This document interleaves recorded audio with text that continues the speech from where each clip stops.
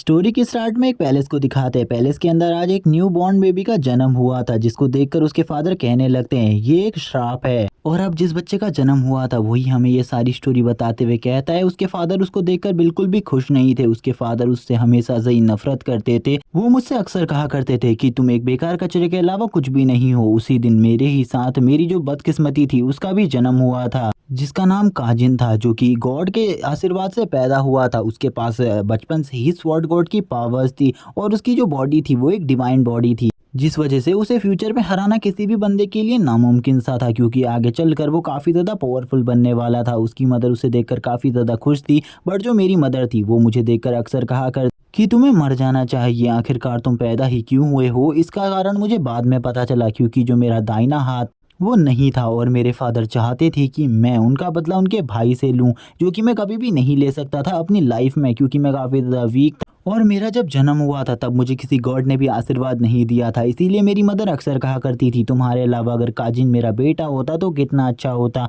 वो मेरे हस्बैंड की सारी की सारी उम्मीदों पर खड़ा उतर सकता था, लेकिन तुम ऐसा कुछ भी नहीं कर सकते क्योंकि तुम काफ़ी ज़्यादा वीक हो। तुम कुछ भी नहीं कर सकते अपनी लाइफ में क्योंकि तुम्हारे पास तुम्हारा दाहिना हाथ नहीं है। लेकिन उनकी ऐसी बात सुनने के बाद भी उस टाइम पर मैं हंस दिया करता था, क्योंकि उस टाइम पर मैं कुछ भी नहीं कर सकता था। जबकि जो मेरे फादर थे उनके बारे में मुझे पता चला कि मेरे फादर को उनके भाई फाइट में डिफीट कर दिया था, जिस वजह से वो अपने राज्य के किंग नहीं बन पाए थे। उन्हें उम्मीद थी मेरे से कि उनके भाई के बेटे को हरा कर किंग बन जाऊंगा, जिसके बाद जो भी उन्हें शर्मिंदगी फील हुई थी उस टाइम पर वो बिल्कुल भी नहीं होगी। लेकिन जब मेरा जन्म हुआ टाइम से वो मुझसे नाराज थे, क्योंकि मेरा दाहिना हाथ नहीं था और बचपन में मैं काफ़ी ज़्यादा रोया करता था, जिस वजह से मेरे फादर को मैं बिल्कुल भी पसंद नहीं आता था। और तभी कुछ टाइम बीत जाता है, ऐसे ही हमें काजिन को दिखाया जाता है जो कि गार्डन में अपनी नैनीज के साथ खेल रहा होता है। जो काजिन होता है उसने चलना भी सीख लिया था। सभी लोग काजिन को देखकर काफ़ी ज़्यादा खुश थे। काजिन के बारे में वो लोग कह रहे होते हैं कि काजिन जो है वो एक एंजल की तरह है और ये काफ़ी ज़्यादा क्यूट भी है। जबकि मेरी मदर ये सब कुछ छुपकर देख रही थी और यही सोच रही थी काश काजिन मेरा बेटा होता, क्योंकि उनके बेटे ने तो अभी तक चलना भी शुरू नहीं किया था। उनका बेटा काफ़ी ज़्यादा वीक था, जिस वजह से वो बहुत ज़्यादा मुश्किल से अपनी बॉडी को आगे खींच पाता था और बहुत ज़्यादा रोता रहता था। लेकिन मैंने भी हार नहीं मानी, क्योंकि मैं भी दिखाना चाहता था कि मैं काजिन से ज़्यादा अच्छा हूँ। इसीलिए मैंने भी चलने की पूरी कोशिश करी। जिस दिन मैंने चलने के लिए अपना पहला कदम आगे बढ़ाया उस दिन मेरी मदर ने कहना स्टार्ट कर दिया अब तक तो काजिन के पास एक ब्लेड भी आ चुकी है, लेकिन अभी तक इसने अच्छे से चलना ही स्टार्ट नहीं किया है। लेकिन मैं काफ़ी ज़्यादा मुसीबतों के बाद चलना स्टार्ट किया था। ये मेरी मदर को कभी भी समझ में नहीं आया। जब मैंने पहली बार ब्लेड को पकड़ा तो मेरी मदर ने मुझसे कहा कि अब तक तो जो काजिन है वो स्वॉर्ड एकेडमी भी जा चुका है, इसीलिए तुम कभी कुछ नहीं कर पाओगे। और ये सारी बातें सुनने के बाद मैं काफ़ी ज़्यादा डिप्रेस हो गया। मुझे ऐसा लगने लगा कि मैं अपनी लाइफ में कुछ भी नहीं कर पाऊंगा। इसी के बाद जो मेरे मदर और फादर थे उन्होंने मुझे एक जगह पर भेज दिया काजिन के साथ, ताकि मैं काजिन की रखवाली कर सकूँ और काजिन से कुछ सीख सकूं। लेकिन असल बात तो ये थी मेरी मदर और फादर ने मुझे काजिन को बेच दिया था और अब से मैं काजिन का जो था वो सर्वेंट बन गया था। और मेरी किस्मत ऐसी थी जिस बंदे को मैं बिल्कुल भी पसंद नहीं करता था मैं उसी का सर्वेंट था। मुझे उसी के लिए काम करना था। मेरे मदर और फादर ने उसी के पास मुझे बेच दिया था। अब उसके मदर और फादर को दिखाया जाता है। जो उसके मदर और फादर होते हैं वो इस जगह पर सोच रहे होते हैं हम लोगों ने बिल्कुल भी एक्सपेक्ट नहीं किया था कि उस जैसे बेकार को बेचने के बाद भी हमें 1 लाख रुपए मिल पाएंगे। वो तो काजिन बहुत ज़्यादा अच्छा है जिसने हमें इतने ज़्यादा पैसे दे दिए। हमें वापस से अब सीन दिखाया जाता है। जो डेविन होता है उसे काजिन बहुत ज़्यादा बुरे तरीके से पीट रहा था। और हाँ गाइस, हमारा जो मेन कैरेक्टर है उसका नाम डेविन है। जो डेविन है उसकी पिटाई बहुत ज़्यादा बुरे तरीके से हुई थी, लेकिन वो कुछ भी नहीं कह रहा था। डेविन हमें बताता है जब काजिन उसे पीट रहा था तो सभी लोग, काफ़ी सारे लोग इस जगह से गए, लेकिन किसी ने भी काजिन को मना नहीं किया, क्योंकि काजिन काफ़ी ज़्यादा एरोगेंट है। इसी के साथ काजिन उसे और ज़्यादा मारता है और मारते हुए कहता है तुम एक बेकार कचरे, तुम्हें क्या लगता है कि तुम मेरा कुछ बिगाड़ पाओगे। और इसी के साथ ही वो वापस से उसे मारना स्टार्ट कर देता है। जो काजिन है वो बहुत ज़्यादा बुरे तरीके से उसे पीट रहा था। और काजिन ने ही मुझे बताया था कि मेरे मदर और फादर ने उसे 1 लाख रुपए में बेच दिया है मुझको। और इस टाइम पर जो डेविन होता है वो शांति से इस सारे दर्द को सहन कर रहा होता है। डेविन बताता है कि उसे बिल्कुल भी नहीं चीखना, क्योंकि अगर वो जितना ज़्यादा चीखेगा वो उतना ही ज़्यादा उसे और ज़्यादा मारेगा। काफ़ी सारे लोग इस जगह पर हंस रहे होते हैं और डेविन को देखकर बोलते हैं ये एक बेकार कचरा है जिसको हमारे यंग मास्टर मार कर बहुत ज़्यादा अच्छा कर रहे हैं, क्योंकि इसने हमारी फैमिली का नाम खराब कर दिया है। इस जैसा लड़का हमारी फैमिली में होना ही नहीं चाहिए। इसी के बाद वो बताता है जो उसके बड़े अंकल है यानी कि इस एम्पायर के किंग, वो इस एम्पायर को 5 साल पहले ही छोड़कर जा चुके हैं। और इसी के बाद जो काजिन है उसकी तानाशाही को कोई भी नहीं रोक पा। अब इस एम्पायर में काजिन जो करना चाहता है वो कर सकता है। जैसे कि अभी हमें दिखाया जाता है जो काजिन होता है वो एक बंदे से इस टाइम पर फाइट कर रहा होता है। काजिन और उस बंदे की बहुत ज़्यादा अच्छी फाइट चल रही होती है। वो बंदा काजिन को कह रहा होता है मैं तुम्हें अब ज़्यादा देर तक नहीं संभाल पाऊंगा, इसीलिए रुक जाओ और मैं हार मानता हूँ। लेकिन काजिन अभी भी लगातार उस बंदे के ऊपर अटैक करता रहता है जब तक उसकी स्वॉर्ड नहीं टूट जाती। स्वॉर्ड टूटने के बाद जो बंदा होता है वो तुरंत ही सरेंडर कर देता है। बट काजिन उससे बोलता है तुम्हें क्या लगता है तुमने यहाँ पर हार मान ली और मैं तुम्हें छोड़ दूंगा? ऐसा बिल्कुल भी नहीं, क्योंकि काजिन किसी को भी माफ़ नहीं करता और तुरंत ही वो उस बंदे को मार देता है और मारते हुए कहता है चलो ठीक है, अब ये बंदा तो पूरे तरीके से हार चुका है और ये बंदा अब मेरा कुछ भी नहीं बिगाड़ सकता। अगर अगला कोई बंदा है तो वो आगे आ जाए तुरंत ही। और वो तुरंत ही अपनी स्वॉर्ड को आगे की तरफ करता है और आगे से बुला लेता है डेविन को। डेविन को इस जगह पर फाइट करने के लिए आने का कहता है, जबकि डेविन उसे घूर रहा होता है। डेविन की हालत काफ़ी ज़्यादा बुरी होती है। डेविन अपनी वुडन स्वॉर्ड को अच्छे तरीके से पकड़ता है और इसी के बाद अटैक करने के लिए आगे बढ़ता है और वो अपनी पूरी पावर के साथ उसके ऊपर अटैक कर रहा था, जिसे देखकर जो काजिन होता है वो भी काफ़ी ज़्यादा हैरान होता है। वो उससे कहने लगता है तुम्हारी हिम्मत कैसे हुई आखिरकार मुझे घूरने की, तो मैं तुम्हें बिल्कुल भी नहीं छोड़ूंगा। और अपने एक पावरफुल स्ट्राइक के साथ ही जो डेविन होता है उसको काफ़ी ज़्यादा पीछे फेंक देता है, जिससे जो डेविन था वो काफ़ी ज़्यादा बुरे तरीके से जख्मी हो गया था। उसके पीछे से सर से खून आने लग गया था और वो काफ़ी ज़्यादा बुरी हालत में चिल्ला रहा होता है, लेकिन उसकी आवाज़ को कोई भी नहीं सुनता। जबकि जो दूसरी तरफ काजिन होता है वो उसे और ज़्यादा बुरे तरीके से पीटने लगता है और पीटते हुए कहता है तुम्हारी हिम्मत कैसे हुई तुम जैसे कचरे की मुझे घूरने की? तुम्हारा जैसा कचरा मुझे बिल्कुल भी इस तरीके से नहीं घूर। अगर तुमने दोबारा से मुझे घूरने की कोशिश करी मैं तुम्हें बिल्कुल भी माफ़ नहीं करूंगा और मार डालूंगा इसी जगह पर। इसी के बाद वो अपने सर्वेंट से बोल देता है इसे लेकर चले जाओ यहाँ से, वरना आज ये मेरे हाथों से मारा चला जाएगा इसी जगह पर। और इसी के बाद से जो मैं था वो काजिन से जीतना चाहता था। मैं काफ़ी ज़्यादा कड़ी ट्रेनिंग करता था काजिन से जीतने के लिए, लेकिन ये बिल्कुल भी कोई अच्छी बात नहीं थी, क्योंकि मैं कुछ भी कर लूँ उसके पास डिवाइन बॉडी थी, वो मेरे को किसी भी तरीके से हरा देता था। लेकिन कुछ टाइम बाद जो काजिन था वो काफ़ी ज़्यादा नशीली चीज़ों में और लड़कियों के जाल में फंस गया, जिस वजह से वो प्रैक्टिस करना बंद कर दिया। अब एक ऐसा दिन आया जब मेरी और उसकी फाइट होनी थी और मेरी और उसकी फाइट को ग्राउंड में काफ़ी सारे लोग देख रहे थे, जिसमें मैं उससे हारना नहीं चाहता था। मैंने काजिन से पहले ही कह दिया था कि वो मेरे ऊपर अपनी फुल पावर से अटैक कर सकता है और ये जो फाइट थी इसे देखने के लिए काफ़ी सारे लोग भी आए हुए थे अलग अलग जगह से, जबकि मैं उस टाइम पर काफ़ी ज़्यादा अच्छे तरीके से फाइट कर रहा था। हमें उन दोनों की फाइट का सीन दिखाते हैं जिसमें वो दोनों ही अमेजिंग तरीके से लड़ रहे थे। जो काजिन होता है और डेविन होता है वो दोनों ही लगातार एक दूसरे के ऊपर अटैक कर रहे थे। डेविन के अटैक काफ़ी ज़्यादा पावरफुल थे, क्योंकि इस टाइम पर डेविन ने काफ़ी ज़्यादा पावर और स्किल्स को अचीव कर लिया था। डेविन के पास काफ़ी ज़्यादा पावरफुल एनर्जी थी और उसकी जो पावर्स थी वो इस टाइम पर बियॉन्ड पहुंच चुकी थी काजिन की लिमिटेशन के। काजिन के पास भले ही एक डिवाइन बॉडी थी, लेकिन उसने प्रैक्टिस करना काफ़ी लंबे टाइम से बंद कर रखा था, जिस वजह से आज जो डेविन था वो उसके ऊपर काफ़ी ज़्यादा भारी पड़ने लगता है, जिसको देखकर वो भी हैरान होता है। थोड़ी ही देर में जो डेविन होता है वो काजिन को हराने के लिए उसके सामने आ जाता है और उसके ऊपर अपने सबसे ज़्यादा पावरफुल स्ट्राइक से अटैक कर देता है। ये स्ट्राइक इतनी ज़्यादा पावरफुल होती है कि जो काजिन होता है वो इस स्ट्राइक को ब्लॉक भी नहीं कर पाता। और इसी के बाद थोड़ी देर बाद का सीन दिखाते हुए हमें दिखाया जाता है जो ये ग्राउंड है इसमें एक बहुत ज़्यादा बड़ा ब्लास्ट होता है, जिसमें अब हमें दिखाते हैं जो डेविन है उसने काजिन को पूरे तरीके से हरा दिया है। डेविन काजिन से बोलता है मैंने काफ़ी ज़्यादा सुना है तुम्हारे बारे में और काफ़ी ज़्यादा टाइम मेरा मजाक बनाया गया कि मैं तुम्हें कभी भी नहीं हरा सकता, लेकिन आज मैंने सभी को गलत साबित करके रख दिया है और मैंने आज तुम्हें पूरे तरीके से डिफीट कर दिया। और अब पूरी जनता को पता चल चुका है हम दोनों में से कौन कितना ज़्यादा स्ट्रांग है। इस टाइम पर काजिन को काफ़ी ज़्यादा बेशर्मी फील हो रही थी, क्योंकि उसके पास काफ़ी ज़्यादा पावर्स थी, डिवाइन बॉडी थी, जिसके बाद भी वो मुझे नहीं हरा पाया। और अब हमारा जो स्कोर था वो 21 हो चुका था, यानी कि उसने मुझे 21 बार हराया था, जिसमें बदले में मैंने उसे एक बार हरा दिया था आज। और इसी के साथ ही अब मैं इस जगह से जाने वाला था और मैंने काजिन को सारी बातें बता दी थी कि उसे इन लड़कियों और इन नशीली चीज़ों के पीछे नहीं पड़ना चाहिए। उसे हमेशा अपनी प्रैक्टिस को करना चाहिए। अगर उसकी जैसी बॉडी मेरे पास होती तो मैं हमेशा प्रैक्टिस ही करा करता और काफ़ी ज़्यादा स्ट्रांग बन जाता। लेकिन काजिन मेरे जितना अच्छा बिल्कुल भी नहीं था। मैंने तो काजिन को छोड़ दिया था, लेकिन अब जो काजिन था उसके मन में मेरे लिए खाली नफरत भरी हुई थी। काजिन मुझे कुछ भी कर कर मारना चाहता था, लेकिन मेरे मन में उस टाइम पर उसके लिए कोई भी नफरत नहीं थी और मुझे बिल्कुल भी नहीं पता था कि मेरा भाई अपने दिल में मेरे लिए किस तरीके की भावना को रखता है। जबकि मैंने सबके मन की फीलिंग्स को देख लिया था बचपन में ही, जैसे मेरे मदर और फादर की, जो कि मुझे बिल्कुल भी पसंद नहीं किया करते थे, क्योंकि मैं काजिन की तरह नहीं था। मैं काजिन को डिफीट नहीं कर सकता था, लेकिन आज मैंने काजिन को हरा दिया था। जो काजिन होता है वो नीचे बैठा हुआ था। काजिन कहने लगता है तुम मुझे कैसे हरा सकते हो, मैं तुम जैसे कचरे से कैसे हार सकता हूँ। और इसी के साथ ही वो काफ़ी ज़्यादा गुस्से में आ जाता है और अपनी पावर्स को रिलीज़ करने लगता है। इस टाइम पर उसकी पावर्स थोड़ी बढ़ गई थी, लेकिन ये जो पावर्स होती है ये बिल्कुल भी डेविन को फील नहीं होती और डेविन इस जगह से जाने लगता है अपनी स्वॉर्ड को लेकर।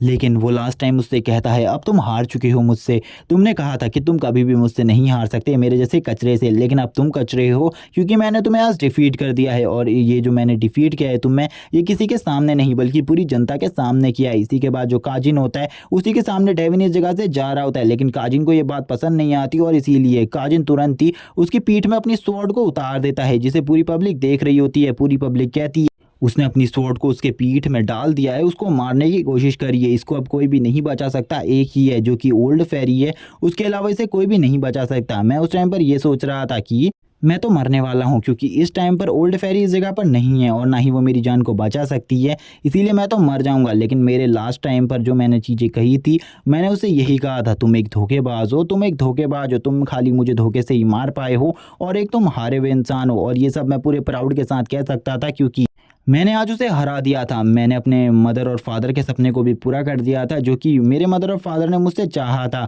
जबकि मेरे पास काफ़ी ज़्यादा कम रिसोर्सेज थे। वो बताता है जो डेविन है वो जिस स्वॉर्ड को यूज़ करता है वो डिमोनिक स्वॉर्ड है, बल्कि जो काजिन है वो एक हेवनली स्वॉर्ड को यूज़ करता है जिसकी जो ग्रेड है वो बहुत ज़्यादा बेहतरीन है। लास्ट टाइम पर हमें वापस से काजिन को दिखाते हैं, काजिन वापस से अपने भाई को देखता है। इसी के बाद सीन शिफ्ट हो जाता है, हमें एक जेल का सीन दिखाते हैं। जो जेल होती है उसके अंदर काजिन को बांध कर रखा हुआ था। जो काजिन होता है वो तुरंत ही उठ जाता है और कहने लगता है आखिरकार मैं किस जगह पर हूँ। जो वो बंदा होता है उसके सामने खड़ा हुआ वो बोलता है तुम हेल के अंदर हो। तभी मैंने उससे पूछा आखिरकार मुझे इस तरीके से बांध कर क्यों रखा हुआ है। वो उसे बताता है तुम्हारी जो एनर्जी है, तुम्हारी जो माना एनर्जी है उसे सील कर दिया गया है, अब तुम कभी भी माना एनर्जी को यूज़ नहीं कर सकते। उस टाइम पर जो ओल्ड फेरी थी वो उसने तुम्हें बचा लिया था, लेकिन तुम्हारे जैसे पापी इंसान को आखिरकार उस ओल्ड फेरी ने क्यों बचाया मुझे बिल्कुल भी समझ में नहीं आया, क्योंकि तुमने अपने भाई को हराने के लिए, बस उसे हराने के लिए डेविल के साथ अपनी सोल का सौदा करा हुआ है। इसके बाद उसे समझ में आ जाता है उसने जैसे भी कर कर उसे हराया था वो सब कुछ अब बेकार हो चुका है। जनता को ऐसा लगता है कि उसने जो भी उससे हराया था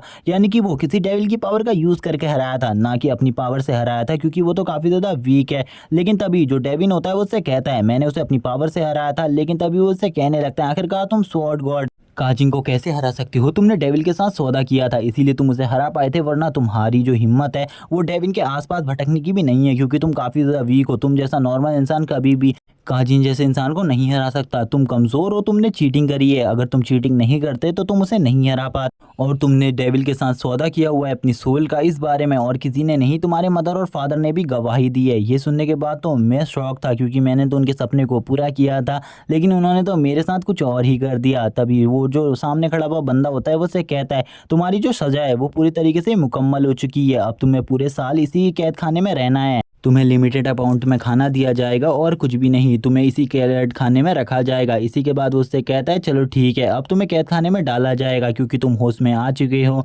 लेकिन तुम्हें तो जिंदा ही नहीं होना चाहिए। मैं उस टाइम पर यही चीज़ सोच रहा था आखिरकार उस ओल्ड फेरी ने मुझे क्यों बचा, अगर वो मुझे नहीं बचाती तो शायद से ये बात तो रहती ही कि मैंने काजिन को हराया है और मेरे मदर फादर को भी मेरे ऊपर प्राउड होता और काजिन ने मुझे धोखे से मारा है, इस बारे में भी सभी को ऐसा ही लगता। तभी हमें दिखाते हैं जो एक वो बंदा होता है वो उसे बताता है ये तुमने ये सारे गलत काम तुमने किए हैं इसीलिए तुम्हें ये सज़ा मिली है। और तभी वो जैसे ही उन गलत कामों को पढ़ता है उसमें सबसे पहला ये होता है अपने छोटे भाई जो कि तुमसे बहुत ज़्यादा प्यार करता था, तुमने उसी को हराने के लिए डेविल के साथ सौदा किया है। वो ये सुनकर काफ़ी ज़्यादा परेशान हो गया था एक ही शब्द कि उसने डेविल का यूज़ कर कर उस बंदे को हराया है। और वो कहता है मैंने बिल्कुल भी किसी डेविल पावर का यूज़ नहीं किया है उसे हराने के लिए, मैंने अपनी ट्रू पावर से ही उसे हराया था। अगर पूरी पब्लिक ये नहीं मान सकती तो ना माने, लेकिन मैंने उसे अपनी ही पावर से हराया है। और वो ये बात कहते हुए काफ़ी ज़्यादा गुस्से में होता है, उसकी आंखों में जो होता है वो पट्टी बांधी होती है। इस टाइम पर वो काफ़ी ज़्यादा बुरी हालत में था क्योंकि उसे खाना भी बहुत कम दिया जा रहा था। तभी काजन उससे जेल में मिलने के लिए आता है काफ़ी सालों बाद, जबकि वो एक स्वॉर्ड गॉड बन चुका था।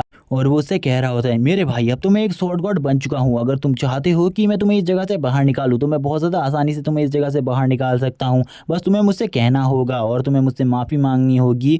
लेकिन अगर तुम बाहर भी आ गए तो क्या होगा, पूरी की पूरी जो जनता है वो तुम्हारे विरोध में है, वो तुम्हें मार डालेगी। इसीलिए मैं चाहता हूँ तुम इसी के अंदर रहो। लेकिन मुझे पता है जो तुमने मुझे बातें समझाई वो काफ़ी ज़्यादा अच्छी है कि मुझे हमेशा प्रैक्टिस करती रहनी चाहिए और इसी के साथ तुम इसी जगह पर मरोगे इन सब चीज़ों के साथ। तभी वो बताता है आगे, जब काजिन उससे मिलने आया उसके बाद से सब कुछ चेंज हो गया, क्योंकि उसका जो खाना और पानी था वो काफ़ी ज़्यादा कम हो गया। मैं भी अब यही चाहता था कि मैं मर जाऊं, क्योंकि ये जो ज़िंदगी थी ये काफ़ी ज़्यादा ख़राब थी। और इसी टाइम पर मेरे को काफ़ी सारी बीमारियां भी होने लगी। मेरे को काफ़ी ज़्यादा टाइम पर खून की उल्टियाँ हुआ करती। मैं काफ़ी ज़्यादा परेशान हो गया था इस लाइफ से, मैं बिल्कुल भी जीना नहीं चाहता था। और इसी के साथ ही जो मेरी लाइफ था उसका एंड भी धीरे धीरे मेरे नज़दीक आ रहा था। जब मैं मरने वाला था, मैं गॉड से ये चाहता था कि वो गॉड मुझे एक बार बचा ले, क्योंकि मैं काजिन से अपना बदला लेना चाहता था। मैं काजिन के साथ अपने सारे के सारे हिसाब किताबों को चुकता करना चाहता था। मैं ये भी चाहता था एक बार जो मैं हूँ, मैं भी काजिन की लाइफ जीना चाहता था। मैं चाहता था उसी की तरह जो टैलेंटेड बॉडी है और गॉड गिफ्टेड पावर्स हैं वो सभी मुझे भी मिले, लेकिन वो मुझे कभी नहीं मिली।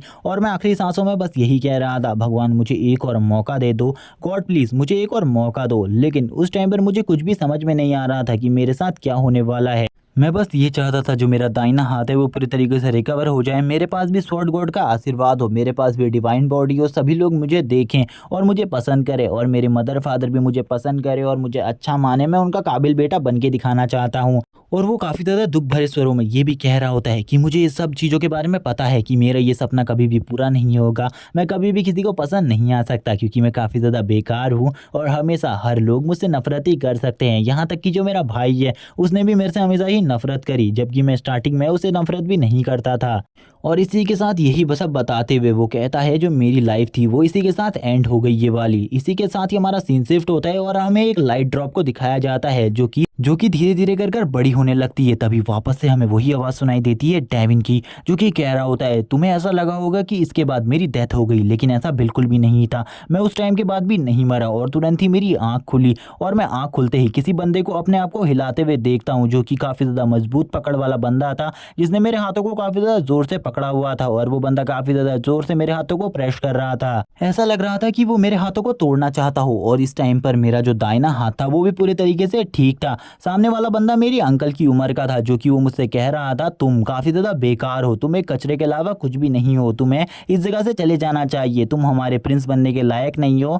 और वैसे भी अगर तुम थोड़े और टाइम तक इस जगह पर रुकोगे तो मेरा बेटा वैसे ही तुम्हें मार देगा। लेकिन ये सब सुनने के बाद मुझे काफ़ी ज़्यादा गुस्सा आया, लेकिन इस बॉडी में काफ़ी कम ही माना एनर्जी थी। लेकिन मैंने इन्हीं सब माना एनर्जीज़ का यूज़ कर कर अपने हाथ में एक पाम को क्रिएट किया, जो कि काफ़ी ज़्यादा स्ट्रॉन्ग पाम था। और उसका यूज़ करते हुए मैंने उस बंदे के हाथ को सबसे पहले अपनी बॉडी से हटाने की कोशिश करी, लेकिन वो बंदा काफ़ी ज़्यादा स्ट्रॉन्ग था, जिस वजह से मैं उस बंदे के अगेंस्ट में कुछ भी नहीं कर पा रहा था, अपनी पावर्स का भी यूज़ नहीं कर पा रहा था। इसीलिए मेरी बॉडी के अंदर जितनी भी माना एनर्जी थी, मुझे लगता था कि मुझे अब उन सभी का यूज़ करना होगा इस बंदे को डिफीट करने के लिए, यानी कि इस बंदे को अपनी बॉडी से हटाने के लिए। लेकिन वो बंदा काफ़ी ज़्यादा गुस्से में था, वो मुझे काफ़ी सारी बुरी बुरी चीज़ें बोल रहा था, जिसके बारे में मुझे कुछ भी नहीं पता था, क्योंकि मुझे तो इस फैमिली के बारे में नहीं पता था। लेकिन धीरे धीरे मुझे थोड़ी बहुत चीज़ें याद आने लगती है, और वो बंदा तभी अपनी जो पावर्स होती है उनका प्रेशर मेरे ऊपर डालता है हुए और मेरे हाथों को और ज़्यादा ज़ोर से प्रेस करने लगता है, जिससे मुझे काफ़ी ज़्यादा तकलीफ़ हो रही थी। ऐसा लग रहा था कि वो बंदा मुझे को बहुत ज़्यादा नुकसान पहुंचाना चाहता है। इसी के बाद ही मैंने अपनी जितनी भी माना एनर्जी थी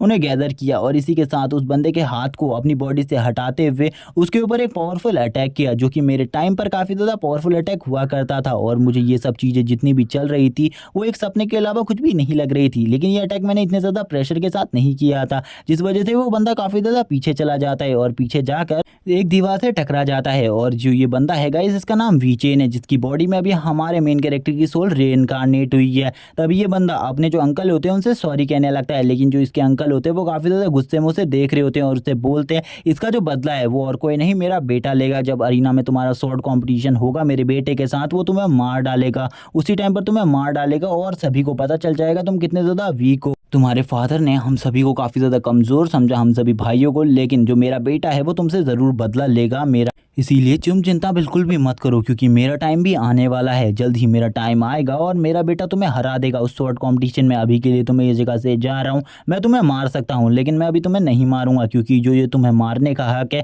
वो और किसी का नहीं, मेरे बेटे का है, और मेरे बेटे के अलावा तुम्हें और कोई भी नहीं मार सकता। लेकिन हमारा मेन कैरेक्टर बताता है मुझे कुछ भी समझ में नहीं आ रहा था इस जगह पर क्या चल रहा है, मेरे लिए ये सब कुछ एक सपने की तरह है। ये सभी लोग इस बॉडी वाले बंदे को वीचेन कह रहे थे, और वीचेन मुझे बिल्कुल भी समझ में नहीं आ रहा था ये बंदा किस टाइप का बंदा था, क्योंकि इसकी बॉडी के अंदर काफ़ी कम ही माना एनर्जी थी। इसी के साथ ही जो वो अंगल टाइप बंदा था वो भी इस जगह से चला जाता है, और इसी के बाद मुझे थोड़ी बहुत यादें आती हैं जो कि इन सब चीज़ों से रिलेटेड थी। और मुझे पता चलता है ये जो बंदा ये और कोई नहीं मेरे फादर का भाई है। और ये इसका जो बेटा है ये काफ़ी ज़्यादा स्ट्रॉन्ग है। इसके बेटे ने मुझे काफ़ी ज़्यादा टाइम पर बहुत ज़्यादा बुरे तरीके से पीटा भी है। और इसका बेटा जो आने वाला कॉम्पिटिशन है उसमें मेरी हालत को और ज़्यादा बुरा करने वाला है, क्योंकि ये जिस बंदे की बॉडी है यानी कि वी चेन ये काफ़ी ज़्यादा कमज़ोर है। तभी वो अब इस जगह पर घूम रहा होता है और सोच रहा होता है कि इस बॉडी में उसका रीइंकार्नेशन हो चुका है। इसे इस बॉडी की पूरी मेमोरीज़ को देखना होगा और पता करना होगा आखिरकार जो ये बंदा है यानी कि ये बॉडी का रियल ओनर उसकी आखिरकार पूरी की पूरी स्टोरी क्या है और वो क्या चाहता था अपनी लाइफ में, और सब कुछ पता करना होगा।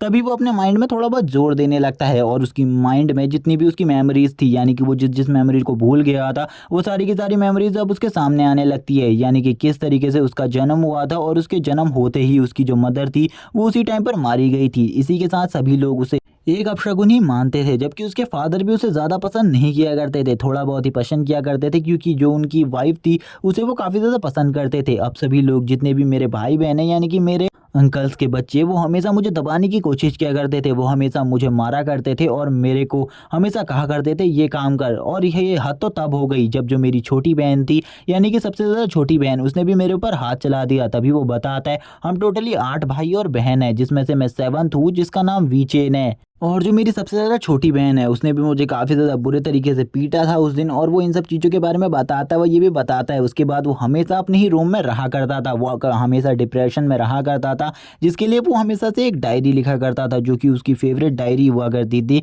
जिसमें वो अपनी पूरे दिन की दिनचर्या को लिखता था। और इसी के बाद इतनी ही मेमोरीज उसे याद आती है अपनी पास्ट लाइफ की यानी कि इस बंदे की जिसकी ये बॉडी है उसकी पास्ट लाइफ की। और इसी के बाद वो वापस से उठ जाता है। वो कहता है मुझे अभी भी मेरी पूरी मेमोरीज नहीं मिली है, आखिरकार मुझे पता करना होगा जो ये बंदा था ये क्या किया करता था अपने रूम में बैठकर। मुझे सबसे पहले इसकी डायरी को खोजना होगा। इसी के बाद अब वो चारों तरफ की छानबीन स्टार्ट कर देता है। वो चारों तरफ हर जगह को देख रहा होता है आखिरकार वो डायरी किस जगह पर होगी। तभी वो एक कबर्ड के अंदर देखता है, जिस कबर्ड के अंदर वो डायरी उसे मिल जाती है। वो तुरंत ही उस डायरी को बाहर निकालता है और उसे देखते हुए कहता है शायद से ये वही डायरी है जिसको वीचेन लिखा करता था। शायद से इसमें वीचेन ने अपनी सारी बातों को लिखा होगा। अब वो उस डायरी को पढ़ना स्टार्ट करता है। जैसे ही वो उस डायरी को पढ़ता है उसे पता चलता है वीचेन हमेशा से मौत को चाहता था। और वो भी अब सोच रहा होता है जब वो मरने वाला था तब वो भी अपनी लाइफ को चाहता था। वो चाहता था कि वो जिंदा रहे। शायद से इसी वजह से उसका जो रीइंकार्नेशन है वो इस बॉडी में हुआ। और वो ये सारी बातों को अब पढ़ लेता है क्योंकि उसमें ज़्यादा बातें नहीं थी, इसीलिए वो जल्दी से उस डायरी को पूरे तरीके से फिनिश कर देता है। और पढ़ने के बाद अब उस डायरी को वापस से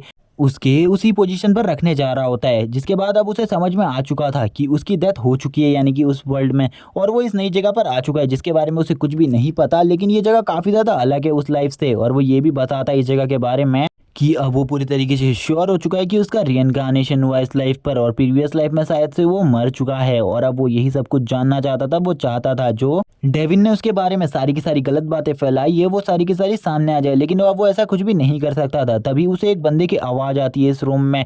वीचेन जैसे ही इस आवाज़ को सुनता है वो चारों तरफ देखने लगता है। वीचेन कहता है आखिरकार कौन है, जल्दी से जल्दी मेरे सामने आए। लेकिन वो बंदा बिल्कुल भी सामने नहीं आता उसके। वीचेन बार बार उससे कह रहा होता है जल्दी से मेरे सामने आओ, लेकिन वो बंदा नहीं आता। वीचेन कहता है अगर तुम्हें ऐसा लग रहा है कि अगर तुम इसी तरीके से मुझे पुकारते रहोगे और मैं तुम्हारी इस आवाज़ को सुनकर डर जाऊंगा, अगर तुम्हें ऐसा लग रहा है तो तुम गलत हो। मैं बिल्कुल भी तुमसे नहीं डरने वाला क्योंकि मैं किसी से भी नहीं डरता हूँ, इसीलिए जल्दी से मेरे सामने आ जाओ। तभी जो उसका ये रूम होता है ये पूरे तरीके से खाली होता है। वो इस रूम में चारों तरफ अपनी नज़रों को दौड़ाता है और देखता है आखिरकार ये आवाज़ किस जगह से आ रही है। उसे भी कुछ टाइम बाद समझ में आ जाता है इस रूम के अंदर उसके अलावा कोई भी नहीं है। और लेकिन उस अजीब टाइप की आवाज़ का आना अभी भी बंद नहीं हुआ था। वो अजीब टाइप की आवाज़ अभी भी लगातार आ रही थी और बाकी सभी लोग भी उस आवाज़ को सुन रहे थे। तभी यहाँ पर एक बंदे को दिखाया जाता है और एक बंदे की एंट्री होती है। जो बंदा उसे कहने लगता है तुम मुझे इस जगह से निकलने को नहीं कह सकते क्योंकि जिस बॉडी का मैं रियल ओनर हूँ वो बॉडी अभी तुम्हारे पास है। और तभी यहाँ पर ये रिवील होता है जो इस बॉडी का रियल ओनर है यानी कि ये वही बंदा है वीचेन। लेकिन ये उससे कहता है तुम मुझे वीचेन बिल्कुल भी मत कहना क्योंकि अब जो मैं हूँ वो वीचेन बिल्कुल भी नहीं हूँ, क्योंकि अब जो ये बॉडी है ये वीचेन की है, लेकिन अब ये जो सोल है ये पूरी तरीके से मेरी है, इसीलिए इस पर मेरा कंट्रोल है। लेकिन अब जो वीचेन होता है वो उससे पूछने लगता है आखिरकार तुम मुझसे क्या चाहते हो। वो उसे काफ़ी सारी चीज़ें बताता है। वो उसे ये भी बताता है कि वो एक मेथड को इस जगह पर प्रैक्टिस कर रहा था। वो किसी गॉडली सोल को इस जगह पर बुलाना चाहता था इस बॉडी के अंदर, लेकिन ऐसा बिल्कुल भी नहीं हुआ। उसके बदले तुम्हारी सोल इस जगह पर आ गई जो कि मेरी गलती की वजह से हुआ था। जिस बात को सुनने के बाद वीचेन कहता है आखिरकार तुम कहना क्या चाहते हो, मैं बिल्कुल भी समझ नहीं पा रहा हूँ तुम्हारी बात को। क्या तुम ऐसा तो नहीं कहना चाहते कि तुम एक गॉड हो। तुम कैसे इंसान हो, तुम्हारे कहने कोई रिचुअल अच्छे से परफॉर्म तो किया नहीं गया, उसके बाद तुम यहाँ पर ये कहने की कोशिश कर रहे हो कि तुम गॉड हो। लेकिन तभी उससे कहता है हाँ मैं गॉड हूँ, लेकिन मैं इतना भी ज़्यादा पावरफुल गॉड नहीं हूँ, बल्कि मैं एक लो क्लास का गॉड हूँ, जिस वजह से मेरे पास ज़्यादा पावर्स नहीं थी और मैंने गलती से तुम्हें इस बॉडी के अंदर ट्रांसफ़र करवा दिया और ये मेरी गलती है। लेकिन अब जबकि तुम इस बॉडी के न्यू ओनर हो और इस बॉडी के न्यू ओनर होने की वजह से अब तुम्हें जो भी मैं चाहता हूँ वो तुम्हें पूरा करना होगा, यानी कि जिन जिन टास्कों को मैंने कंप्लीट नहीं किया है उन टास्कों को कंप्लीट करना होगा। और वो हंसते हुए अपने बारे में सब कुछ बताने लगता है कि वो काफ़ी ज़्यादा कमज़ोर था इस बॉडी के अंदर, इसीलिए वो चाहता था कि इस बॉडी का ओनर कोई और बन जाए। उसने काफ़ी सारी बुक्स को पढ़ा जिस वजह से अभी उसके पास एक गॉडली पावर्स आ चुकी है और उसने एक कोशिश करी थी अपनी बॉडी के अंदर किसी और को रीइंकार्नेट करने की, और देखो आखिरकार तुम इस बॉडी के अंदर आ ही गए और तुम इस बॉडी के न्यू ओनर बन चुके हो, इसीलिए तुम्हें मेरी बातों को मानना होगा। लेकिन अब वो उससे बोलता है मैं तुम्हारी बातों को नहीं मानूं तो आखिरकार तुम क्या ही कर लोगे। तभी वो उसे बताता है अगर वो उसकी बात को नहीं मानेगा तो जो माना एनर्जी का सोर्स है वो पूरी तरीके से खत्म हो जाएगा, और अगर माना एनर्जी का सोर्स पूरी तरीके से खत्म हो गया तो तुम्हारी ये बॉडी भी पूरी तरीके से डिस्ट्रॉय हो जाएगी और इस बॉडी के साथ तुम कभी भी कुछ नहीं कर पाओगे। यहाँ पर मेरा ये कहने का मतलब है तुम पूरी तरीके से खत्म हो जाओगे। तभी वीचेन ये सुनकर बोलता है मैं तुम्हारे टास्कों को कंप्लीट कर दूंगा, तुम्हें चिंता करने की कोई भी ज़रूरत नहीं है। तभी जो वीचेन होता है वो उससे कह देता है मैं तुम्हारे टास्क पूरे करने के लिए तैयार हूँ, और इसी के बाद जो वीचेन होता है उससे अब वो जो सोल फॉर्म होती है वो कहने लगती है चलो ठीक है, अगर तुमने ये सारी बातों को मान लिया है तो अब मैं तुम्हें अपनी सारी की सारी मेमोरीज दिखाने वाला हूँ जो कि तुम्हारे लिए सबसे ज़्यादा इंपॉर्टेंट है इस टाइम पर, क्योंकि तुम्हें मेरी एक भी मेमोरी नहीं पता है। अगर तुम्हें मेरी मेमोरी पता नहीं होंगी तो काफ़ी सारे लोग तुम्हें उल्लू बना सकते हैं, या फिर काफ़ी सारे लोगों के बारे में नहीं पता होगा तुम्हें जो कि दोगले हैं तुम्हारे लिए, क्योंकि मुझे इस जगह पर सभी चीज़ों के बारे में सब कुछ पता है। और इसी के बाद वो अपनी मेमोरी को ट्रांसफ़र करने लगता है उसके अंदर, और वो जैसे ही अपनी सारी की सारी मेमोरीज़ को उसकी बॉडी के अंदर डाल देता है अब उसे भी उसकी मेमोरी का सब कुछ पता चल जाता है और धीरे धीरे कर कर उसे सब कुछ याद आने लगता है, यानी कि जो जो उसके साथ हुआ था वो सब कुछ। वो सबसे पहले ये देखता है उसे कितनी ज़्यादा बुरे तरीके से पीटा जाता था, लेकिन ये उसके सामने कुछ भी नहीं था, यानी कि डेविन को तो इससे भी ज़्यादा बुरे तरीके से मारा गया था और उसे सब कुछ याद आता है। जैसे ही उसे ये सब कुछ याद आ रहा होता है वो कहता है ये तो सही में काफ़ी ज़्यादा डरावना है, तुमने तो काफ़ी ज़्यादा लोगों से मारे खाई हैं जिनको तुम्हारी कोई भी कदर नहीं है, जो कि इसी फैमिलीज़ में काफ़ी काफ़ी सारी बड़ी बड़ी पोस्टेज पर है, जिसमें से तुम्हारे अंकल के सबसे ज़्यादा लड़के लड़कियां हैं। इसी के बाद वो जैसे ही अपनी आंखों को खोलता है वो कहता है सही में तुम्हारी जो मेमोरीज थी वो काफ़ी ज़्यादा डरावनी थी, लेकिन इससे भी ज़्यादा डरावनी चीज़ें मैं पहले भी देख चुका हूँ, लेकिन ये खाली 13 साल का लड़का है जिसकी मेमोरीज इतनी ज़्यादा डरावनी थी। तभी हम देखते हैं वो उससे कहता है क्या तुम्हें मेरी सारी की सारी मेमोरीज मिल चुकी है, अब तुम्हें कैसा लग रहा है ये सब कुछ देखने के बाद। तभी हमें दिखाते हैं जो वी चेन होता है वो उससे पूछता है मैं तुमसे एक चीज़ के बारे में पूछना चाहता हूँ, क्या तुम मुझे उनके बारे में बता सकते हो। मुझे काजिन और डेविन के बारे में जानना है, तुम मुझे उसके बारे में बता दो। जैसे ही वो इन सब चीज़ों के बारे में उससे पूछता है तभी जो वो सोल फॉर्म होती है वो कहने लगती है तुम इनके बारे में मुझसे क्यों पूछ रहे हो, क्योंकि ये सारी बातें तो आज से 500 साल पहले की है। और ये सुनने के बाद और बड़ा झटका लगता है वीचेन को, उसकी आंखें तुरंत खुली की खुली रह जाती है। वो कहता है क्या ये सब कुछ चीज़ें जो भी हो रही है ये 500 साल पहले की है, यानी कि मैं 500 साल बाद इस जगह पर आया हूँ। जैसे ही वो ये बात को सुनता है वो जो सोल फॉर्म होती है वो उससे कहने लगती है तो तुम तो काफ़ी ज़्यादा बड़े हो। तभी वीचेन कहने लगता है उस सोल फॉर्म से तुम मुझे सारी स्टोरी के बारे में बताओ। वो जानना चाहता था आखिरकार इस वर्ल्ड में किस टाइप की स्टोरी चल रही है उनकी, और तभी वो उसे स्टोरी बताना स्टार्ट करता है कि इस वर्ल्ड में एक हाथ वाला स्वॉर्ड्समैन जो कि एक कैद खाने को तोड़कर भाग गया था, जो कि काफ़ी ज़्यादा स्ट्रांग हुआ करता था, उसने काफ़ी सारे लोगों को मार दिया था क्योंकि उसने काजिन जैसे एक हीरो को हराने के लिए हज़ारों लोगों की बलि दे दी थी और काफ़ी सारे लोगों की सोल का सौदा कर दिया था डेविल के साथ, जो कि कोई भी नहीं चाहता था। लेकिन उसने ये सारी चीज़ें करी ताकि वो काफ़ी ज़्यादा स्ट्रांग बन सके, और हुआ भी ऐसा ही, वो काफ़ी ज़्यादा स्ट्रांग बन गया। लेकिन ये सब चीज़ें ज़्यादा टाइम तक नहीं चली। जो डार्विन था वो जितना भी स्ट्रांग बन ले, लेकिन जो काजिन था उसने उसे बहुत ज़्यादा बुरी तरीके से हरा दिया था। ये सब सुनने के बाद उसे काफ़ी ज़्यादा हैरानी होती है क्योंकि उसे इस स्टोरी के बारे में पता था कि ये पूरी की पूरी स्टोरी झूठ पर बेस की है। और ये तभी जो सोल फॉर्म होती है वो आगे बताती है जो हीरो काजिन थे वो सही में काफ़ी ज़्यादा ग्रेट थे। ये सुनने के बाद तो जो वीचेन होता है उसे काफ़ी ज़्यादा गुस्सा आने लगता है। वीचेन कहता है ऐसा बिल्कुल भी नहीं हो सकता, ये सारी की सारी स्टोरी झूठ है। और वो ये सब बोलते हुए आगे कहता है ऐसा कुछ भी डेविड ने नहीं किया था, वो बिल्कुल भी किसी डीमन के साथ नहीं मिला हुआ था, ये सारी अफवाहें हैं, ये सारी झूठी खबरें हैं जो कि फैलाई गई है डेविन के बारे में। काजिन बिल्कुल भी इतना ज़्यादा अच्छा नहीं था। तभी वो स्पिरिट फॉर्म आगे बताते हुए कहती है काजिन अपने भाई से यानी कि डेविन से काफ़ी ज़्यादा प्यार करता था, वो काफ़ी ज़्यादा पसंद करता था उसको और काफ़ी ज़्यादा अच्छे से उसका ख्याल भी रखता था। लेकिन जब उसने डेविल के साथ सौदा कर लिया तो अब उसके पास भी कुछ चीज़ें नहीं बची थी कि वो उसकी रक्षा कर सके। इसीलिए जबरन उसे भी उसको मारना पड़ा। तभी अब ये बातें सुनने के बाद तो वो और ज़्यादा गुस्से में आ जाता है और अपनी पावर्स को रिलीज़ करने लगता है। वीचेन कहता है ऐसा कुछ भी नहीं हुआ था, मैं तुम्हें बता रहा हूँ इन सब चीज़ों के बारे में। और तुरंत ही वो अपने सामने पड़ी हुई टेबल को 2 हिस्सों में तोड़ देता है और ये सब करने के बाद कहता है मैं तुम्हें वापस बता दूं ऐसा कुछ भी नहीं हुआ था उस टाइम पर, ये सारी बातें झूठी हैं, ये सारी की सारी अफवाहें हैं। इस बात को सुनकर जो वो स्पिरिट फॉर्म होती है वो उससे कहती है तुम इतना ज़्यादा गुस्सा क्यों कर रहे हो, ऐसा कुछ भी नहीं है। तो तुम इतना ज़्यादा भड़क क्यों रहे हो, अगर तुम भी उसी टाइम से हो तो तुम काफ़ी ज़्यादा ओल्ड हो। जैसे ही ये बात वो सुनता है तो वो उससे कहता है अगर तुमने मुझे दोबारा से बूढ़ा कहा तो तुम्हें मैं बिल्कुल भी नहीं छोड़ूंगा क्योंकि मैं इतना ज़्यादा ओल्ड भी नहीं हूँ। ये सुनने के बाद वो ऊपर की ओर चला जाता है और उससे कहता है मैं तुम्हें और ज़्यादा परेशान नहीं करना चाहता, इसीलिए तुम शांत हो जाओ। तभी अब जो वो बंदा होता है यानी कि वीचेन वो उससे कहता है तुम मुझे आगे की कुछ और बातें बताओ, मुझे कुछ और चीज़ें जाननी है। आखिरकार जो डेविन था उसे किस तरीके से हराया गया था। तभी वो आगे बताते हुए कहता है जो डेविन था उसको और किसी ने नहीं, हीरो काजिन और एक और बंदा जो कि और कोई नहीं बल्कि एक सन स्वॉर्ड मास्टर था, उसने उन दोनों को ने मिलकर उसे हरा दिया था जबकि उसके पास डीमन की पावर थी क्योंकि उस टाइम पर वो दोनों काफ़ी ज़्यादा पावरफुल हुआ करते थे। और जब उन दोनों ने मिलकर डेविन के खिलाफ फाइट करी तो उन्होंने डेविन को बहुत ज़्यादा इजीली डिफीट कर दिया था उस फाइट में और डेविन कुछ भी नहीं कर पाया था उन दोनों के सामने। डेविन उन दोनों के सामने काफ़ी ज़्यादा वीक पड़ गया था। अब दूसरा नाम सुनने के बाद वो काफ़ी ज़्यादा हैरान होता है क्योंकि ये दूसरा नाम अभी अभी जोड़ा गया था, उस टाइम पर दूसरा ऐसा कोई भी नाम नहीं रहा। तभी वो उस सन स्वॉर्ड किंग का नाम पूछने लगता है। वो उसे बताता है ये जो सन स्वॉर्ड किंग है ये और कोई नहीं बल्कि हमारे एम्पायर के फर्स्ट किंग मास्टर वी हैं। और वी के नाम जैसे ही वो सुनता है तभी उसके दिमाग में एक बच्चे का ख्याल आता है जो कि हमेशा से उसकी तरह बनना चाहता था और वो बच्चा चाहता था कि वो भी एक बहुत ज़्यादा पावरफुल स्वॉर्ड्समैन बने और मैंने उसको काफ़ी सारी चीज़ें भी सिखाई थी। और ये सारी बातें वीचेन बता रहा होता है और वो कहता है ये वही लड़का वी है, मुझे ऐसा ही लगता है। वी से मैंने लास्ट टाइम पर कहा था मेरे पास तो एक हाथ नहीं है फिर भी मैं इतना ज़्यादा स्ट्रांग हूँ, लेकिन तुम्हारे पास तो तुम्हारे दोनों हाथ है, तुम आगे चलकर बहुत ज़्यादा स्ट्रांग बनोगे, तुम मेरी पावर्स को भी सरपास कर दोगे। लेकिन जब मैं जेल में चला गया तब भी वो बंदा मुझसे मिलने के लिए आया था और उस बंदे ने मुझसे कहा था आपको काफ़ी सारे इल्ज़ाम लगाकर जेल में फंसाया जा रहा है, जो ये कानूनी पावर है ये सभी लोग इन पावर्स का गलत तरीके से यूज़ कर रहे हैं और गलत तरीके से इन पावर्स का यूज़ कर कर हम जैसे मासूम से इंसानों को फंसाने की कोशिश कर रहे हैं। लेकिन मैं इन लोगों को अब बिल्कुल भी नहीं छोड़ूंगा, इन लोगों को बहुत ज़्यादा बुरे तरीके से सजा दूंगा और मैं आपके पास ज़रूर आऊँगा आपसे वापस मिलने के लिए जब मैं काफ़ी ज़्यादा स्ट्रॉन्ग हो जाऊँगा और आपके लिए इन सभी से बदला ले लूँगा। और इसके बाद वो बताता है उसके बाद वो कभी भी मुझसे मिलने के लिए नहीं आया। तभी वो सॉल्व फॉर्म से पूछने लगता है क्या तुम मुझे अपने जो तुम्हारा फर्स्ट किंग था उसके बारे में बता सकते हो, यानी कि वी के बारे में, आखिरकार वो किस एम्पायर से बिलोंग करता था। तभी वो उसे बताता है कि जो वो मास्टर वी थे वो सबसे पहले हमारे किंग तो थे ही लेकिन वो वांग फैमिली से बिलोंग करते थे। जैसे ही जो वी चेन होता है ये वांग फैमिली का नाम सुनता है तो वह कहता है चलो ठीक है ये वही वी चेन है जिसको मैंने ट्रेन किया था।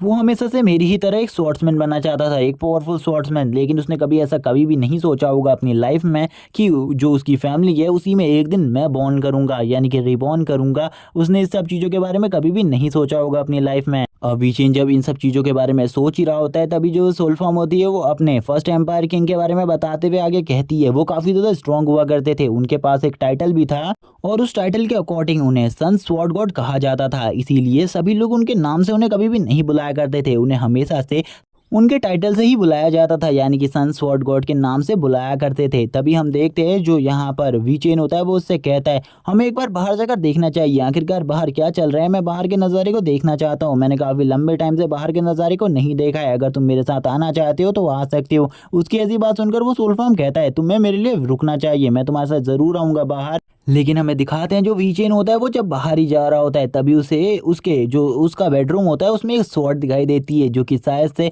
ये सोल फॉर्म वाले बंदे की स्वॉर्ड होती है। वो उस स्वॉर्ड को देखता है और तुरंत ही उस स्वॉर्ड को बाहर निकाल लेता है और उस स्वॉर्ड को निकालते हुए कहता है सही में काफ़ी लंबा टाइम हो चुका है एक स्वॉर्ड को होल्ड किए हुए, मैंने काफ़ी लंबे टाइम से किसी भी स्वॉर्ड को होल्ड नहीं किया था, लेकिन आज मुझे काफ़ी ज़्यादा अच्छी फीलिंग आ रही है इस स्वॉर्ड को होल्ड करने के बाद। लेकिन अभी मुझे सबसे पहले बाहर जाकर देखना चाहिए आखिरकार क्या क्या चेंजेस हो चुके हैं इस वर्ल्ड में, आखिरकार वर्ल्ड वाले लोगों ने किन किन टाइप की न्यू टेक्निक्स को इन्वेंट किया है और कैसी कैसी टेक्निक्स को अभी ये लोग प्रैक्टिस किया करते हैं, क्योंकि इसके बारे में अभी मुझे ज़्यादा चीज़ें नहीं पता हैं। तभी हम देखते हैं वो दोनों बाहर की तरफ जा रहे होते हैं, लेकिन तभी जो वो सोल फॉर्म होती है वो वीचेन से कहती है दादाजी आप किस तरफ जा रहे हैं, आखिरकार क्या चीज़ करने के लिए तुम बाहर जा रहे हो, क्योंकि जो ये मेरी बॉडी है ये भी काफ़ी लंबे टाइम से बाहर नहीं गई क्योंकि मैं काफ़ी लंबे टाइम से रूम के ही अंदर था और अपनी उस रेनकार्नेशन टेक्निक को यूज़ कर रहा था, लेकिन गलती से वो एक समनिंग टेक्निक के रूप में यूज हो गई और उसके बाद ये सब कुछ हुआ। लेकिन अब वो उससे कहने लगता है अगर तुमने मुझे दोबारा से दादाजी बोला तो मैं तुम्हें बिल्कुल भी नहीं छोड़ूंगा ये और ना ही तुम्हारी हेल्प करूंगा। ये सब सुनने के बाद अब वो उससे कहने लगता है तुम मेरी हेल्प करोगे वीचेन, तुम प्लीज मेरी हेल्प करोगे। और ये सब कहने के बाद उससे कहता है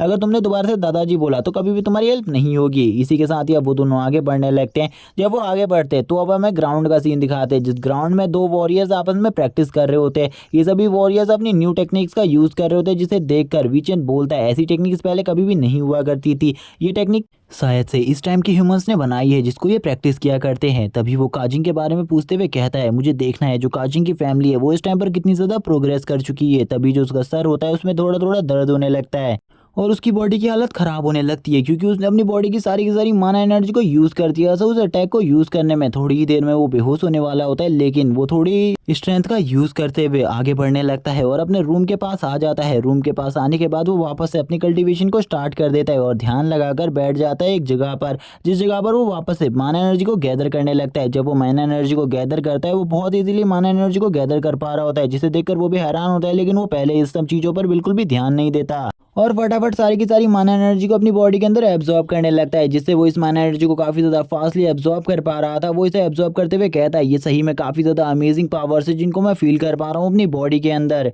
वो तभी काफी ज्यादा गुस्से में आ जाता है और गुस्से में आते हुए तुरंत ही उस स्पिरिट सोल के पास चला जाता है जो कि सोने के लिए जा रहा होता है और उससे कहता है तुमने आखिरकार शॉर्ट टेक्निक को यूज क्यों नहीं किया, यानी कि प्रैक्टिस क्यों नहीं किया। और वो काफी ज्यादा भड़कते हुए उससे कह रहा होता है, वो उसे बताता है उसकी बॉडी जो है वो पूरी तरीके से क्रिपल है जिस वजह से वो कभी भी किसी स्वॉर्ड आर्ट को प्रैक्टिस नहीं कर पाया। लेकिन ये बात सुनने के बाद वो गुस्सा होता है और उससे बोलता है तुम्हारे पास एक हेवनली डिवाइन बॉडी है जिसके बाद भी तुमने ये चीजें प्रैक्टिस नहीं करी, तुम कितने बड़े बेवकूफ हो।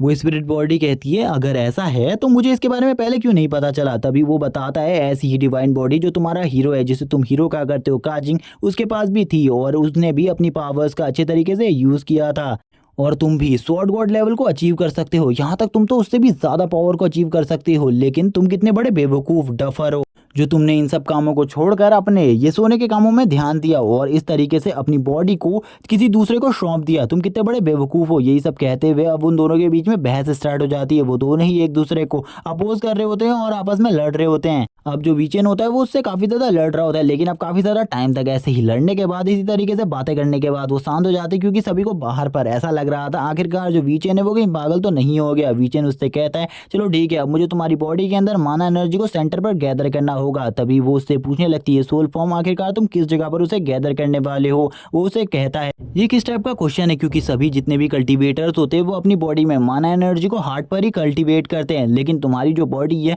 उसमें तुम अपने हार्ट से किसी भी पार्ट पर अपनी माना एनर्जी को ट्रांसफर कर सकते हो जो कि काफी ज्यादा अच्छी बात है। ऐसी जो काबिलियत है वो काफी ज्यादा कम लोगों के पास होती है। लेकिन तभी हम देखते हैं जो सोल फॉर्म होती है वो उसे बताती है इस जगह पर तो काफी ज्यादा अलग चीजों को ही कल्टीवेट किया जाता है। जो हार्ट है उस जगह पर बिल्कुल भी माना एनर्जी को नहीं रखा जाता। ये सुनने के बाद वो थोड़ा हैरान होता है। उससे कहता है हम तो एंशिएंट टाइम में इसी टेक्निक को यूज किया करते थे, आखिरकार तुम लोग किस टाइप की टेक्निक को यूज करते हो, क्या तुम मुझे इसके बारे में बता सकते हो। क्योंकि जो काजिंग और मैं थे वो बचपन से ही इसी टेक्निक को यूज करते आए थे। काजिंग ने स्टार्टिंग से ही इसी टेक्निक को यूज किया था अपनी इस बॉडी को कल्टीवेट करने के लिए और वो ये सारी बातें इस टाइम पर उसे बता रहा होता है अच्छे तरीके से कि काजिंग ने भी इसी टाइप की टेक्निक को कल्टीवेट किया था तो तुम्हें इन सब चीज़ों से क्या प्रॉब्लम है। तभी जो वो सोल होती है वो उसे बताती है कि इस टाइम पर जो कल्टीवेशन पैटर्न है शायद से वो चेंज हो चुका है। इस टाइम पर जो लोग हैं वो माना एनर्जी को स्टार में डिवाइड कर देते हैं और जिस भी बंदे के पास जितने भी स्टार होते हैं उसके पास उतनी ही माना एनर्जी का स्तर होता है। जैसे कि अगर किसी बंदे के पास 5 स्टार है यानी कि उसकी जो माना एनर्जी का रैंक है वो 5 स्टार रैंक है,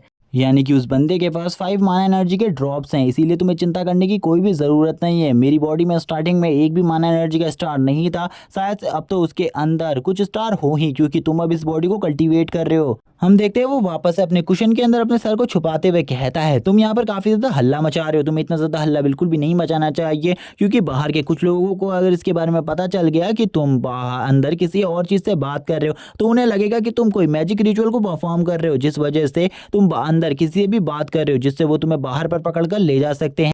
लेकिन काजिन उसे बताता है उसे इस टेक्निक के बारे में कुछ भी नहीं पता है जिसके बारे में तुम मुझे बता रहे हो। मैं तो अपनी ही जगह पर अपनी माना एनर्जी को गैदर करूंगा जैसे मैं अपनी प्रीवियस लाइफ में करता आया हूँ। इसीलिए अगर तुमने मेरे साथ दोबारा से कुछ ऐसी बातें कहने की कोशिश करी तो तुम्हारे साथ बिल्कुल भी अच्छा नहीं होगा। तभी वो बंदा अब सोचने लगता है, यानी कि वो स्पिरिट फॉर्म पहले के टाइम में एक बंदे ने इसी तरीके से हार्ट के ऊपर अपनी माना एनर्जी को गैदर करने की कोशिश करी थी। उसकी बॉडी पूरी तरीके से ब्लास्ट हो गई है। अगर यहाँ पर मेरी बॉडी भी ब्लास्ट हो गई तो कितना ज़्यादा बुरा होगा मेरे साथ। मेरा गॉड बनने का सपना भी पूरे तरीके से खत्म हो जाएगा। वीचेन उससे कहता है तुम मेरे ऊपर भरोसा रखो क्योंकि मैं अच्छे तरीके से तुम्हारी रेटिंग को बढ़ा दूंगा। जैसे कि तुम मुझसे कह रहे हो इस जगह पर स्टार के रूप में बांटा जाता है तो मैं तुम्हारी रेटिंग को 5 स्टार पहुंचा दूंगा। तुम बिल्कुल भी चिंता मत करो, तुम्हारे जो स्टार है वो टोटली 5 स्टार हो जाएंगे। ये सुनने के बाद वो उससे कहता है लेकिन मुझे तुम्हें देखकर बिल्कुल भी ऐसा नहीं लगता तुम ये कर पाओगे। और वैसे मैं बस तुमसे एक चीज़ कहना चाहता हूँ, तुम्हें मेरी बॉडी का थोड़ा ख्याल रखना चाहिए क्योंकि मेरी बॉडी काफ़ी ज़्यादा कीमती है और इसका अच्छे तरीके से ख्याल रखो। जिसकी ऐसी बात सुनने के बाद वो उससे कहता है हाँ सही में तुम्हारी बॉडी है जो काफ़ी ज़्यादा कीमती है क्योंकि ये जो बॉडी है इससे पहले मैं काफ़ी ज़्यादा जला करता था ये जिसके पास थी उससे।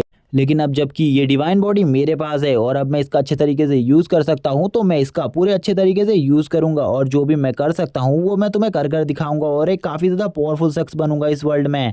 इसी के बाद वो अपनी स्वॉर्ड को बाहर निकाल लेता है और स्वॉर्ड को बाहर निकालते हुए स्वॉर्ड के कुछ मूव्स को प्रैक्टिस करने लगता है। सबसे पहले वो स्वॉर्ड के साथ अपनी माना एनर्जी को कंबाइन करने की कोशिश करता है लेकिन इस चीज़ में वो बार बार फेल हो रहा होता है। बार बार वो इस कोशिश को करता है लेकिन बार बार फेल होता है। बार बार फेल होने के बाद वो जब इस कोशिश को करता है वो कहता है मुझे इस कोशिश को कुछ भी कर सक्सेसफुल बनाना होगा क्योंकि ये तो स्टार्टिंग स्टेज है। अगर मैं इस स्टार्टिंग स्टेज को ही क्लियर नहीं कर पाया तो बाकी स्टेज को क्या क्लियर कर पाऊंगा। थोड़ी ही देर में हम देखते हैं जो वो बंदा होता है यानी कि वीचेन वो तुरंत ही अपनी स्वॉर्ड को ग्लो कर लेता है और स्वॉर्ड को ग्लो करने के बाद एक बेहतरीन स्ट्राइक लगाता है आगे की तरफ जिसे देखने के बाद जो वो स्पिरिट सोल होती है वो काफ़ी ज़्यादा हैरान होती है। वीचेन को दिखाया जाता है, वीचेन कहने लगता है पिछली लाइफ में इस चीज़ को अचीव करने के लिए मैंने काफ़ी ज़्यादा लंबी मेहनत करी थी जिसके बाद भी मैं फेल हो गया था लेकिन इस लाइफ में मुझे ज़्यादा प्रॉब्लम्स नहीं आई क्योंकि मेरे पास ये डिवाइन बॉडी है जिसकी हेल्प से मैं ये सब कुछ बहुत ज़्यादा ईजिली कर पाया। लेकिन इसमें भी थोड़ी बहुत प्रॉब्लम्स है क्योंकि ये जो बॉडी है ये इतनी ज़्यादा स्टेबल नहीं है।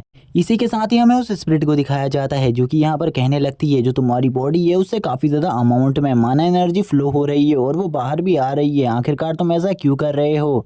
जिस पर वीचेन उसे रिप्लाई देता हुआ कहता है तुम्हें यहाँ पर क्या प्रॉब्लम है, तुम्हें बिल्कुल भी नहीं पता क्या इस टेक्निक के बारे में। मैं माना एनर्जी को अपनी पिछली लाइफ की ही तरह कल्टीवेट कर रहा हूँ जिसमें हम पहले अपनी बॉडी में जितनी भी माना एनर्जी होती है उसे अपनी बॉडी को प्योर करने देते हैं। लेकिन उस स्पिरिट को तो कुछ भी समझ में नहीं आ रहा था। वो कहने लगता है तुम्हें ऐसा नहीं करना चाहिए, हमारे जो टाइम के लोग हैं वो इस टाइम पर ऐसा कुछ भी नहीं करते हैं। जिस पर जो वीचेन होता है वो उसे अच्छे तरीके से समझाता है सारी बातों को कि वो लोग किस टाइप से कल्टीवेशन करते हैं, किस टाइप से उनकी कल्टीवेशन जर्नी स्टार्ट होती है, वो सब कुछ बताने लगता है। वो किस तरीके से माना एनर्जी को कल्टीवेट करते थे। ये सब सुनने के बाद वो काफ़ी ज़्यादा हैरान होता है। तो वो स्पिरिट उससे पूछती है अगर इसमें तुम फेल हो जाओ तो क्या होता है। तभी वीचेन बताते हुए कहता है जब एक टाइम पर एक बंदा हमारे ही साथ का जो था जो फेल हो गया था माना एनर्जी को कल्टीवेट करने में, उसकी बॉडी के अंदर इतनी ज़्यादा माना एनर्जी आ गई थी कि उसकी बॉडी उसी टाइम पर ब्लास्ट हो गई थी। ये सुनने के बाद वो और ज़्यादा उदास हो जाता है। वो कहने लगता है तुम मेरी बॉडी के साथ आखिरकार ऐसा क्यों कर रहे हो। और इसी के साथ ही वो नीचे गिर जाता है। जब वो नीचे गिर जाता है तो वो उससे कहता है मैं तुमसे और कुछ भी नहीं कहना चाहता, मैं बस तुमसे इतना ही कहना चाहता हूँ जो ये बॉडी है इसमें तुम्हारी और मेरी लाइफ दोनों कनेक्टेड है, इसीलिए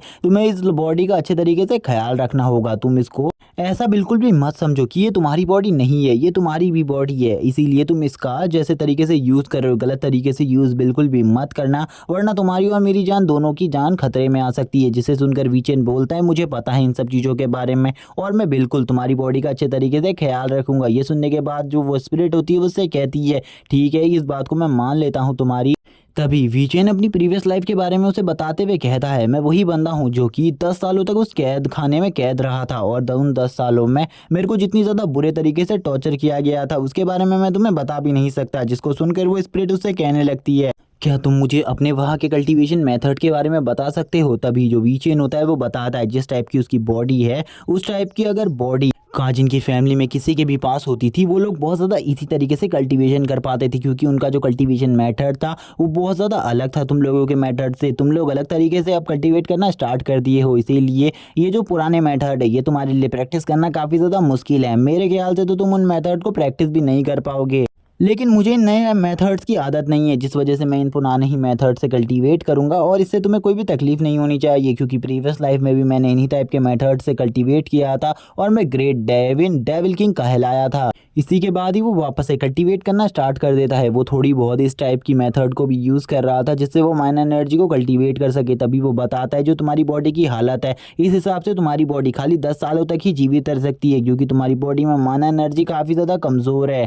लेकिन ये 10 साल काफ़ी हैं तुम्हारी बॉडी को सही तरीके से कल्टीवेट कराने के लिए, इसीलिए तुम बिल्कुल भी चिंता मत करो। तुम्हारी बॉडी का जो ख्याल है वो पूरे तरीके से मैं रखूँगा। तुम्हें बिल्कुल भी चिंता नहीं होनी चाहिए अपनी बॉडी के लिए। पिछली लाइफ में जो मैं डेविन था, उसने 10 सालों की जो यातना सही है, मैं उन सारी यातनाओं का बदला लूँगा और कुछ भी कर मैं इस बार डेविन को इंसाफ दिलाकर रहूँगा और सभी को साबित कर दूँगा कि डेविन कोई भी डेविल नहीं था और वीचेन भी इतना ज़्यादा कमज़ोर नहीं है जिसे तुम इजीली डिफीट कर सको और उसको नुकसान पहुंचा सको। वीचेन तुम्हारी सोच से भी ज़्यादा पावरफुल है। इसके बारे में जब तुम्हें पता चलेगा, तुम लोग उसके सामने बिल्कुल भी नहीं टिक सकते। तभी उसके दरवाजे पर कोई बंदा नॉक करता है। वो पूछता है आखिरकार अंदर क्या हो रहा है। थोड़ी देर में वो बंदा जो होता है वो कहता है मैं अंदर आ रहा हूँ और वो दरवाजे को खोल देता है। दरवाजे को खोलने के बाद वो बंदा जैसे ही आसपास के नज़ारे को देखता है वो पूरे तरीके से हैरान हो जाता है। वो पूछने लगता है वीचेन से आखिरकार तुम्हारे इस रूम को क्या हुआ, तुमने इस रूम को क्या किया है। तभी वीचेन उठता है और उससे कहता है क्या तुम मेरे सर्वेंट हो, मुझे जल्दी से इन सब चीज़ों के बारे में बताओ। तभी वो बंदा जो होता है वो कहता है हाँ यस, मैं तुम्हारा सर्वेंट ही हूँ, तुम्हें क्या लगता है मैं कोई और हूँ। तभी वीचेन उससे कहता है मुझे तुमसे काम है, तुम्हें सबसे पहले मेरे इस रूम को साफ़ करना है। अगर तुम पहले इस रूम को साफ़ नहीं करते तो तुम मेरे दूसरे काम को कर दो, मेरे ये जो कपड़े हैं इन्हें धो ले आओ, क्योंकि ये जो कपड़े हैं ये काफ़ी ज़्यादा बेकार हो चुके हैं, ये काफ़ी ज़्यादा गंदे हो गए हैं, इसीलिए इन्हें साफ़ कर लाओ। लेकिन जो वो सामने वाला बंदा होता है वो उससे कहता है क्या तुम्हें ऐसा लगता है कि तुम मेरे से ये सारे काम करवा सकते हो। तभी वीचेन उसकी ऐसी बात सुनकर कहता है तुम ही ने बताया अभी कि तुम एक सर्वेंट हो, अगर तुम एक सर्वेंट होने के बाद भी ये काम नहीं करोगे तो इस काम को कौन करेगा। और वो तुरंत ही अपने सारे कपड़ों को उतार कर उसकी तरफ फेंक देता है। लेकिन जो सामने वाला बंदा होता है वो उससे कहता है क्या तुम्हें सही में लगता है मैं तुम्हारे इस काम को करूंगा। मैंने पहले ही तुम्हें बता दिया है कि मैं तुम्हारे किसी भी ऐसे वैसे काम को नहीं करूंगा, इसीलिए ये कपड़े लो और जाओ जाकर उस बंदे को दे दो। यानी कि वो किसी बंदे का नाम लेता है और उससे कहता है उस बंदे को जाकर ये कपड़े दे दो और उससे कहो कि वो ये कपड़े धो दे, वो तुम्हारे लिए इन कपड़ों को धो देगा और तुरंत ही इस जगह से चले जाओ। लेकिन वीचेन को देखकर आज उसे कुछ अलग लग रहा था। उसे लग रहा था वीचेन पहले से ज़्यादा स्ट्रांग हो चुका है, उसकी बॉडी आज उसे पहले से अलग लग रही थी। वो कहने लगता है क्या ये वही कमज़ोर वीचेन है जिसको हर कोई टीज करता था। अब वीचेन और सर्वेंट के बीच में बहस छिड़ जाती है। वीचेन कहने लगता है अगर तुम ये एक सर्वेंट नहीं हो तो तुम्हें पहले ही बता देना चाहिए था। लेकिन वो बंदा उसे कहता है मैं तुम्हारा सर्वेंट हूँ बट मैं ये काम करूंगा बिल्कुल भी नहीं तुम्हारे लिए, क्योंकि तुम एक बेकार कचरे हो और एक कचरे के लिए मैं ये सारा काम बिल्कुल भी नहीं कर सकता। अगर तुम्हें ये काम करना है तो इसे खुद ही कर लो। तभी जो वीचेन होता है वो गुस्से में आ जाता है और उससे कहता है ठीक है अगर तुम्हें ये काम नहीं करने तो मत करो, और तुरंत ही उसके पास आ जाता है और उससे कहता है जल्दी मेरे कपड़े मुझे वापस कर दो, मैं खुद ही इनको लेकर जा रहा हूँ।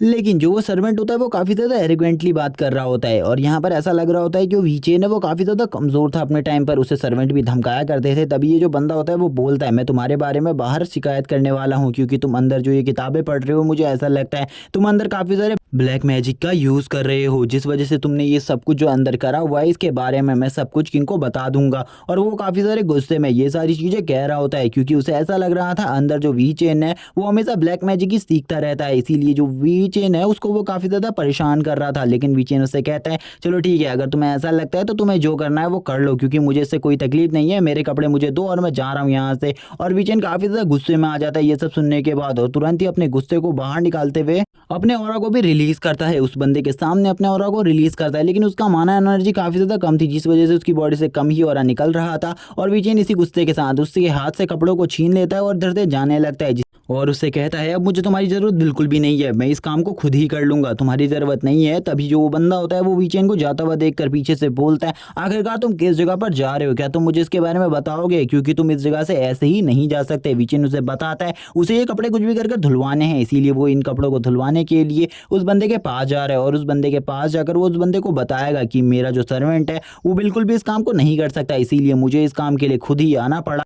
जिस बात से अब उस सर्वेंट को समझ में आ जाता है कि उस बंदे की नौकरी खतरे में आ जाएगी, इसीलिए वो तुरंत ही उसके कपड़ों को उसके हाथ से पकड़ लेता है और उससे कहता है तुम्हें ऐसा किसने कहा कि मैं इस काम को नहीं करूंगा, मैं इस काम को ज़रूर करूंगा और ये काम तुमने मुझे दिया है तो मैं इस काम को ज़रूर करूंगा, मैं जल्दी से जाकर इस कपड़े को ठीक करा लाता हूँ। तभी हमें इस नौकर का नाम बताया जाता है, इस नौकर का नाम बाई होता है। जो बाई होता है उसके बारे में हमें बताया जाता है, जो बाई है वो काफ़ी ज़्यादा एरोगेंट सर्वेंट है, जो कि इसके रिश्तेदार है। उन्हीं लोगों ने इस सर्वेंट को बुक किया है वीचेन के लिए, ताकि ये सर्वेंट वीचेन को परेशान करे। तभी वो स्पिरिट बाहर आकर वीचेन को बताती है, ये जो बंदा है जिसने काफ़ी सारे लोगों को मारा है, इसने मुझे ऐसा बताया था, ये पहले एक किलर था। लेकिन वीचेन जो होता है वो सोल को बताता है, इस बंदे की बॉडी के अंदर से बिल्कुल भी किलिंग इंटेंट बाहर नहीं आ रहा, और इसकी बॉडी का जो माना एनर्जी का सोर्स है वो भी काफ़ी ज़्यादा कमज़ोर है। ये काफ़ी ज़्यादा डरपोक इंसान है, इसीलिए तुम इससे बिल्कुल भी मत डरो, ये मेरा कुछ भी नहीं बिगाड़ पाएगा। अगर ऐसे लोग मुझे चोट पहुंचाएंगे तो मुझे तो डाविन कहलाने का बिल्कुल भी हक नहीं होना चाहिए। लेकिन वो स्पिरिट काफ़ी ज़्यादा डरी हुई थी, वो कहने लगती है कहीं मैंने किसी गॉड से भी ज़्यादा खतरनाक बंदे को तो इस जगह पर नहीं बुला लिया। लेकिन वापस से वीचेन से कहता है तुम्हें चिंता करने की ज़रूरत नहीं है,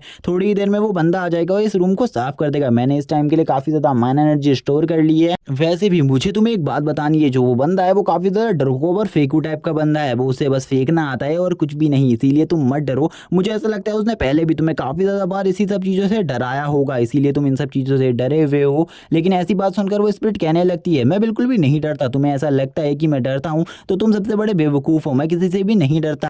विजय ने आगे उससे कहता है तुम्हें मैं अभी के डरने की बात नहीं कर रहा हूँ, मुझे ऐसा लगता है पहले तुम इससे डरा करते थे, लेकिन वो सोल अब शांत हो जाती है और कुछ भी नहीं बोल रही थी। तभी जो वीचेन था वो उसकी तरफ पलटता है और उससे पलटकर एक इविल स्माइल की तरह हंसने लगता है, एक इविल पर्सन की तरह, जिसे देखकर अब वो सोल भी काफ़ी ज़्यादा हैरान होती है। वीचेन वापस से अपनी बॉडी से काफ़ी ज़्यादा किलिंग ऑरा को निकालने लगता है, जो कि काफ़ी ज़्यादा पावरफुल था। लेकिन वीचेन हमें बताता है उसका जो ये किलिंग ऑरा है ये काफ़ी ज़्यादा कमज़ोर है उसकी प्रीवियस लाइफ में, क्योंकि इस लाइफ में उसने किसी भी बंदे को अभी तक नहीं मारा है। थोड़ी ही देर में जो वो सर्वेंट होता है वो इस जगह पर आ जाता है और आते हुए कहता है मैंने ये कपड़े धुलवा दिए हैं, इसीलिए अब तुम्हें चिंता करने की ज़रूरत नहीं है, ये पूरे तरीके से साफ़ हो चुके हैं, अब तुम इन्हें पूरे तरीके से पहन सकते हो और इनका हर तरीके से यूज़ कर सकते हो। विचेन कहता है ठीक है, इसे साइड में रख दो, ये मेरे कल को पहनने के लिए काम आने वाले हैं, क्या तुम मेरा और कोई भी काम कर सकते हो। वीचेन उससे इस रूम को साफ करने के लिए थैंक्स कहता है, क्योंकि उस बंदे ने इस रूम को पूरे तरीके से क्लियर कर दिया था। वो वीचेन से कहता है तुम्हें दोबारा से अपने रूम को इतना ज़्यादा गंदा नहीं करना है, अगली बार से तुम अपने इस रूम को ऐसा मत बना देना जैसे कि ये कोई वॉर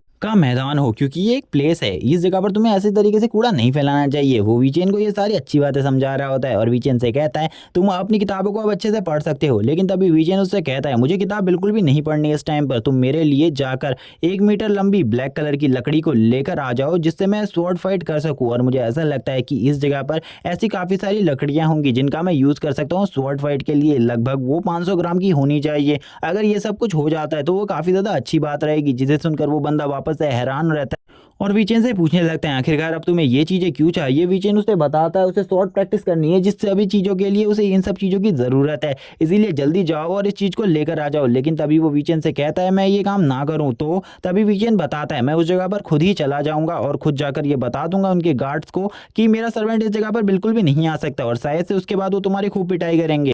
लेकिन वो उसे मना करता है और उससे कहता है मैं तो तुमसे पूछ रहा था। लेकिन वो तभी जैसे ही उसके ऊपर पीछे से हाथ रखने के लिए आगे बढ़ता है, तभी वीचेन पीछे से ही तुरंत ही उसके ऊपर हमला करने के लिए तैयार हो जाता है और तुरंत ही उसको हाथ को पकड़कर आगे की तरफ पटक देता है। वीचेन अब उससे सॉरी कहते हुए कहता है सॉरी, मुझे माफ कर देना, मुझे लगा तुम मेरे ऊपर हमला करने वाले हो, क्योंकि इसी टाइप के पीछे से हमले हो चुके हैं, इसीलिए मुझे डर लग रहा था और मुझे लगा तुम मेरे ऊपर हमला करने वाले हो। तभी वो जो बंदा होता है वो उससे कहने लगता है मैं तुम्हारे ऊपर हमला क्यों करूंगा, लेकिन जो तुमने ये मुझे बात बताई पीछे से हमले की, इसके बारे में मुझे तो बिल्कुल भी कुछ भी नहीं पता। और अब वो चिल्लाते हुए कहने लगता है मुझे काफ़ी ज़्यादा दर्द हो रहा है, इस बंदे ने तो मुझे काफ़ी ज़्यादा बुरे तरीके से घायल कर दिया है। तभी वीचेन यहाँ पर अब सोच रहा होता है उसने इन सब चीज़ों को करने में अपनी काफ़ी ज़्यादा माना एनर्जी को यूज़ कर दिया है और वो तुरंत ही पसीने पसीने में बहने लगता है, क्योंकि उसने काफ़ी ज़्यादा पावर का यूज़ किया था। बल्कि ये जो बॉडी है ये काफ़ी ज़्यादा वीक है, इसीलिए सबसे पहले उस बॉडी को ट्रेन करना होगा। तभी वीचेन उससे कहता है तुम जल्दी जाकर उस सामान को लेकर आ जाओ, अगर तुम जल्दी से उस सामान को नहीं लेकर आए तो तुम्हारे साथ बहुत ज़्यादा बुरा होगा। और वो घूर कर अब उसे देखने लगता है, जिस टाइम पर उसकी आइज़ पूरी तरीके से रेड हो जाती हैं और अब हमें दिखाया जाता है जो वो सर्वेंट होता है वो कितना ज़्यादा डरा हुआ होता है। और वो अब कहने लगता है मैं जा रहा हूँ, मैं जा रहा हूँ, तुम्हें ये सब कहने की ज़रूरत नहीं है, मैं भी थोड़ी ही देर में उन सामानों को लेकर आ जाऊँगा तुम्हारे पास। विचेन कहता है अब हुई ना अच्छी बात, जल्दी जाओ और जल्दी जाकर मेरे लिए उस स्वॉर्ड को लेकर आओ, ताकि मैं स्वॉर्ड प्रैक्टिस कर सकूँ, ताकि तुम्हारा जो यंग मास्टर है वो आने वाले कॉम्पिटिशन में काफ़ी ज़्यादा अच्छा परफॉर्म कर सके। और वो तुरंत ही बाहर चला जाता है और वो दरवाजे को ज़ोर से पटक देता है। लेकिन वो दरवाज़ा पटकने के बाद बोलता है सॉरी, मेरे से गलती हो गई थी, मैं दरवाजे को पटकना नहीं चाहता था, ये सब कुछ जो भी हुआ है ये सब कुछ हवा की वजह से हुआ है। लेकिन ये विचेन को भी समझ में आ चुका था कि उस बंदे ने ये सब कुछ रियलिटी में किया है, यानी कि जानबूझकर किया है, ये कुछ भी धोखे से नहीं हुआ है। लेकिन विचेन उसे कुछ भी नहीं कहता और एक लंबी सांस लेता है और उसे कहता है जल्दी करो, जल्दी मेरे लिए स्वॉर्ड लेकर आ जाओ ताकि मैं स्वॉर्ड प्रैक्टिस कर सकूं। मुझे लगता है तुम काफ़ी ज़्यादा लंबा टाइम इसी तरीके से मेरा वेस्ट करोगे। और इसी के बाद थोड़ी देर बाद का हमें सीन दिखाते हैं, जिसके बाद जो वो बंदा होता है वो उसके लिए एक ब्लैक कलर की जिस तरीके की उसने स्वॉर्ड मंगाई थी वो ले आता है 1 मीटर लंबी, और उसे कहता है ये जैसे कि तुमने जिस स्वॉर्ड को मंगाया था वो मैं लेकर आ चुका हूँ, इसीलिए अब मुझे ऐसा लगता है मेरा काम खत्म हो चुका है और मुझे अब इस जगह से चले जाना चाहिए। और वो तभी उस स्वॉर्ड को वीचेन के सामने रख देता है, जो कि सही में जिस तरीके से वीचेन ने मंगाई थी उसी तरीके की होती है। और प्रीवियस लाइफ में भी वीचेन इसी तरीके की स्वॉर्ड से प्रैक्टिस किया करता था और आज भी वीचेन इसी टाइप की स्वॉर्ड से प्रैक्टिस करना चाहता था। तभी वीचेन अपनी बुक्स को बंद करता है, उससे कहता है चलो ठीक है अब तुम इस जगह से जा सकते हो, चले जाओ इस जगह से, और दोबारा मैं अगर तुमसे कोई काम करने को कहूँ तो बिल्कुल भी मना मत करना, वरना तुम्हें पता ही है तुम्हारे साथ क्या क्या हो सकता है। और वो ये सारी धमकी देने के उस बंदे से कहता है जल्दी से मेरी स्वॉर्ड मुझे दे दो। और तभी जो उसका सर्वेंट होता है वो तमीज से उसकी स्वॉर्ड को रिस्पेक्टली उसको दे देता है और उससे कहता है चलो ठीक है अब मैं इस जगह से जा रहा हूँ, क्योंकि अब काफ़ी लंबा टाइम हो चुका है, मैंने काफ़ी लंबा टाइम इस जगह पर बिता दिया है, अब तुम्हें भी शायद से स्वॉर्ड प्रैक्टिस के लिए जाना होगा। वैसे मैं तुम्हें बता दूँ आगे वाले ग्राउंड में मत जाना, पीछे वाले ग्राउंड में चले जाना प्रैक्टिस के लिए, उस जगह पर कोई भी नहीं है इस टाइम पर। और वो बंदा तुरंत ही इस जगह से चला जाता है। वीचेन उस स्वॉर्ड को देख रहा होता है और उस स्वॉर्ड को देखकर बोलता है ये स्वॉर्ड तो मेरी प्रीवियस लाइफ की स्वॉर्ड की तरह है। इसी के बाद हमारा सीन शिफ्ट होता है, हमें वीचेन को दिखाया जाता है जो कि ग्राउंड में प्रैक्टिस कर रहा होता है अपनी स्वॉर्ड के साथ, और वो इस स्वॉर्ड के साथ काफ़ी ज़्यादा बेहतरीन स्ट्राइक्स को लगा रहा होता है। तभी वो थोड़ी बहुत पावर का यूज़ करते हुए अब एक सामने वाले पुतले पर एक स्ट्राइक को लगा देता है, और वो अपनी पिछली लाइफ की ही तरह एक ही हैंड से स्वॉर्ड को चला रहा था और वो इस तरीके की प्रैक्टिस करते हुए काफ़ी ज़्यादा पावर्स को यूज़ कर रहा था। वो कहता है ये सही में काफ़ी ज़्यादा अमेजिंग है, आज मैंने काफ़ी लंबे टाइम बाद एक स्वॉर्ड को अच्छे तरीके से यूज़ करा है। और अब वो एक रियल स्वॉर्ड को यूज़ करने के बारे में सोच रहा होता है। वो सोच रहा होता है अगर उसके सन स्वॉर्ड आ जाए तो कितना ज़्यादा अमेजिंग होगा। जो सन स्वॉर्ड है उसके बारे में मैंने काफ़ी सारी चीज़ें सुनी है, जैसे कि वो स्वॉर्ड काफ़ी ज़्यादा अमेजिंग है, उसके अंदर काफ़ी ज़्यादा अलग तरीके की पावर्स हैं, शायद से इस लाइफ की जो मेरी पावर्स हैं उन लाइफ की इस लाइफ की पावर्स के साथ वो पावर्स कनेक्ट कर पाएँ। और तभी वो जो सामने पड़ा हुआ पुतला होता है उसे बीचों बीच ही चीर देता है, और ये देखकर वीचेन भी हैरान होता है, लेकिन वो वीचेन ने नहीं किया होता, बल्कि उस जगह पर एक और लड़का आ चुका था जो कि उसका सीनियर भाई होता है। वो उसने ये सब कुछ किया था अपनी स्वॉर्ड के स्लैश से, जिसे देखकर वीचेन उससे कहता है आखिरकार तुम इस जगह पर क्यों आए हो। जिसके रिप्लाई में वो बंदा कहने लगता है तुम जैसे बेकार को प्रैक्टिस करता हुआ मैंने इस जगह पर देखा तो मैंने सोचा मैं तुम्हें प्रैक्टिस करना सिखा दूं। वीचेन भी उस बंदे की स्ट्राइक को देखकर हैरान होता है। वो कहने लगता है इसने तो सही में अभी काफ़ी ज़्यादा अच्छी अचीवमेंट्स को हासिल कर लिया है, इस बंदे ने एक ही स्ट्राइक में इस पुतले को बीचों बीच से चीर दिया, ये तो अमेजिंग है। और वो तभी इस बंदे के बारे में बताता हुआ कहता है ये वही बंदा है शायद से जिसके साथ मेरा फाइनल मैच होने वाला है, और इसी के बाद ही हम दोनों में से कोई एक बंदा जो कि इस कंट्री का प्रिंस बन जाएगा। तभी हमें वो ये भी बताता है ये उसी बंदे का बेटा है जिसने उसको ऑफेंड कर दिया था, यानी कि जिस बंदे को इसने ऑफेंड कर दिया था, जिस अंकल को ऑफेंड किया था, जिस अंकल ने इसके ऊपर हमला करने की कोशिश करी थी। तभी ये बंदा आगे बढ़ते हुए कहता है तुम जैसा बेकार कचरा भी अगर आज यहाँ पर प्रैक्टिस कर रहा है, मुझे ऐसा लगता है तुम सोच रहे हो अगर तुम इस तरीके की प्रैक्टिस करोगे तो शायद से तुम अपने जो किंग के फिनाले मैच है उसमें जीत जाओ और वापस से अपने फादर की जो गरिमा है उसको बचा लो, लेकिन ऐसा बिल्कुल भी नहीं होने वाला, इस बार मैं तुम्हें बहुत ज़्यादा बुरे तरीके से हराऊंगा। लेकिन वीचेन उससे कहता है तुम्हें क्या लगता है तुम इतनी आसानी से मुझे हरा पाओगे। वीचेन ये सब कुछ उससे बहुत ज़्यादा इजीली कह रहा होता है। वीचेन तभी अपने मन में सोचने लगता है ये बंदा तो काफ़ी ज़्यादा एरोगेंट है, मैंने बिल्कुल भी नहीं सोचा था ये इतना ज़्यादा एरोगेंट होगा। तभी वीचेन को इस बंदे के मैचेस के बारे में पता चलता है, उसको पता चलता है कि ये बंदे ने काफ़ी सारे लोगों को बहुत ज़्यादा इजीली डिफीट कर रखा है, जो कि और किसी ने नहीं, वही स्पिरिट ने इसे ये सारी बातें बताई थी। इस बंदे का पावर लेवल भी काफ़ी ज़्यादा अच्छा है और ये एरोगेंट होने के साथ ही काफ़ी ज़्यादा स्ट्रॉन्ग भी है। अपनी यंग जनरेशन्स में ये सबसे ज़्यादा आगे है और सबसे ज़्यादा पावरफुल है। वीचेन ये सुनकर हैरान होता है कि ये यंग जनरेशन में सबसे ज़्यादा आगे है, लेकिन वीचेन को कोई भी हैरानी नहीं होती इसकी माना स्ट्रेंथ को देखकर, क्योंकि इसकी माना स्ट्रेंथ काफ़ी ज़्यादा अमेजिंग होती है। ये दोनों ही आपस में बात चीज़ों से काफ़ी ज़्यादा लड़ाई कर रहे होते हैं और काफ़ी ज़्यादा एक दूसरे को दबाने की कोशिश कर रहे थे, लेकिन दोनों में से कोई भी इस जगह पर हार मानने के लिए तैयार नहीं था। दोनों की बहस लगातार ऐसी ही चलती रहती है, लेकिन तभी जो वो सामने वाला बंदा होता है जिसका नाम हमें फेंग बताया जाता है, फेंग यहाँ पर कहने लगता है तुम्हें ऐसा लगता है कि अगर तुम मुझे हरा सकती हो तो आ जाओ मेरे साथ 1v1 फाइट कर लो, मैं देखना चाहता हूँ आखिरकार तुम कितने ज़्यादा स्ट्रांग बन गए हो इतनी ज़्यादा प्रैक्टिस करने के बाद। वीचेन को भी इस समय समझ में आ रहा था ये बंदा क्या चाहता है। वीचेन बोलता है इस बंदे को ऐसा लगता है कि मुझे बिल्कुल भी माना एनर्जी को कल्टीवेट करना नहीं आता, इसीलिए ये मेरे साथ इस तरीके से बात कर रहा है। अगर इसे पता चल जाएगा कि मैंने माना एनर्जी को कल्टीवेट करना सीख लिया है और अब मैं भी एक कल्टीवेटर बन चुका हूँ, तो ये मेरे ऊपर हमला करने के बारे में इतना ज़्यादा नहीं सोचेगा। और वो तभी काफ़ी ज़्यादा गुस्से में आ जाता है। लेकिन जब वो काफ़ी ज़्यादा गुस्से में आ रहा होता है उसी टाइम पर हमें एक आवाज़ सुनाई देती है जो कि और किसी की नहीं उसी सोल की होती है। वो बताती है ये इस टाइम पर 2 स्टार पर पहुंच चुका है अपनी माना एनर्जी के, इसीलिए अगर तुम इससे फाइट करोगे तो तुम पक्का हार जाओगे। जिसे अब वीचेन भी समझ जाता है कि इस बंदे का जो स्ट्रेंथ लेवल है वो उससे काफी ज्यादा है। वीचेन को तभी वो बंदा घूर कर देखता है, उससे बोलता है तुम यहाँ पर मगर मुझसे फाइट करना चाहते हो तो करो, क्योंकि तुम यहाँ पर मेरी काफी ज्यादा इंसल्ट कर चुके हो, अब तो मैं तुम्हें हराए बिना नहीं मानूंगा। और इसी के साथ ही वो तुरंत ही अपनी माना एनर्जी से कल्टीवेट हुई स्वॉर्ड को उसके गले पर रख देता है, जिससे वो उसके गले को एक ही बार में उड़ा सके। लेकिन वीचेन को पता था इस टाइम पर ये इससे फाइट नहीं करेगा, क्योंकि इसे उसे पूरी पब्लिक के सामने हराना है ताकि ये नेक्स्ट किंग बन सके, ना कि मैं। और वीचेन को तभी बंदा कहता है चलो ठीक है, अगर तुम फाइट करना चाहते हो तो आ जाओ सामने,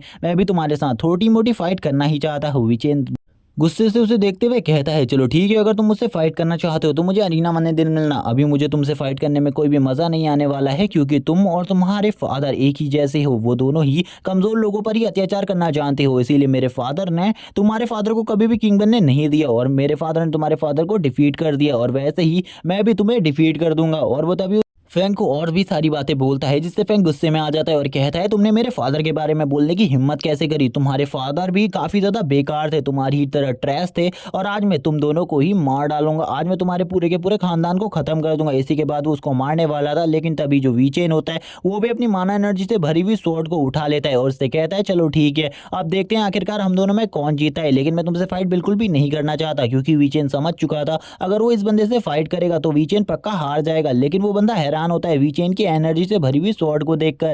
वीचेन उससे कहता है तुम इधर से जा सकते हो, क्योंकि मुझे समझ में आ रहा है अब तुम डर चुके हो मेरी इस एनर्जी से भरी हुई स्वॉर्ड को देखकर। मैं तुम्हें बिल्कुल भी नहीं मारना चाहता, ना ही मैं तुम्हें हर्ट करना चाहता हूँ, इसीलिए इस जगह से चले जाओ। इसी के बाद हमें सीन दिखाया जाता है उन दोनों ने ही एक दूसरे के ऊपर अपनी स्वॉर्ड को तान कर रखा था, लेकिन वीचेन को बहुत ज़्यादा एक्सपीरियंस था स्वॉर्ड का, इसीलिए हम देखते हैं जो वीचेन होता है वो काफ़ी ज़्यादा अच्छे तरीके से उसे डराने की कोशिश कर रहा था ताकि वो उसके ऊपर अटैक ना करे और ये फाइट का जो मसला है ये बहुत ज़्यादा इजी तरीके से सुलझ जाए। लेकिन सामने वाला बंदा जो फैंग होता है वो बिल्कुल भी इस मसले को इतनी आसानी से नहीं सुलझने देता, और वो वीचेन को और ज़्यादा उल्टा बोल देता है, जिस पर वीचेन उसका रिप्लाई करते हुए कहता है तुम्हारे फादर भी तुम्हारे ही जैसे कमज़ोर और वीक थे, इसीलिए तुम भी उन्हीं की तरह हो, तुम्हें भी और ज़्यादा स्ट्रांग बनना होगा। जब तुम स्ट्रांग बन जाओ तब तुम मेरे साथ फाइट के लिए आ जाना, मैं तुम्हें उसी टाइम पर हराऊंगा, अभी तुम काफ़ी ज़्यादा वीक हो। फैंग भी उसकी स्वॉर्ड की स्ट्रेंथ को देखकर डर गया था, क्योंकि उसने कभी भी इतनी ज़्यादा प्योर माना एनर्जी को नहीं देखा था किसी स्वॉर्ड में।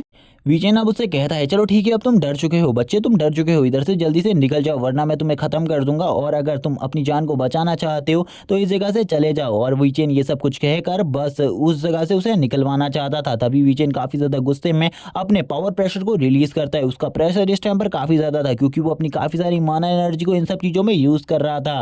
लेकिन सामने वाला बंदा जो फैंग था वो भी इतना ज़्यादा इजी नहीं था, इसीलिए फैंग भी गुस्से में आकर बोलता है तुम्हें मैं आज बिल्कुल भी नहीं छोड़ूंगा, आज तुम्हें मरना होगा मेरे हाथों से। और इसी के बाद ये वाला पार्ट यहीं पर एंड हो जाता है। वीडियो अच्छी लगी हो तो चैनल को सब्सक्राइब कर देना, वीडियो को लाइक कर देना और कमेंट करके जरूर बताना कि मैं इस सीरीज को कंटिन्यू करूँ या फिर नहीं। Okay bye guys.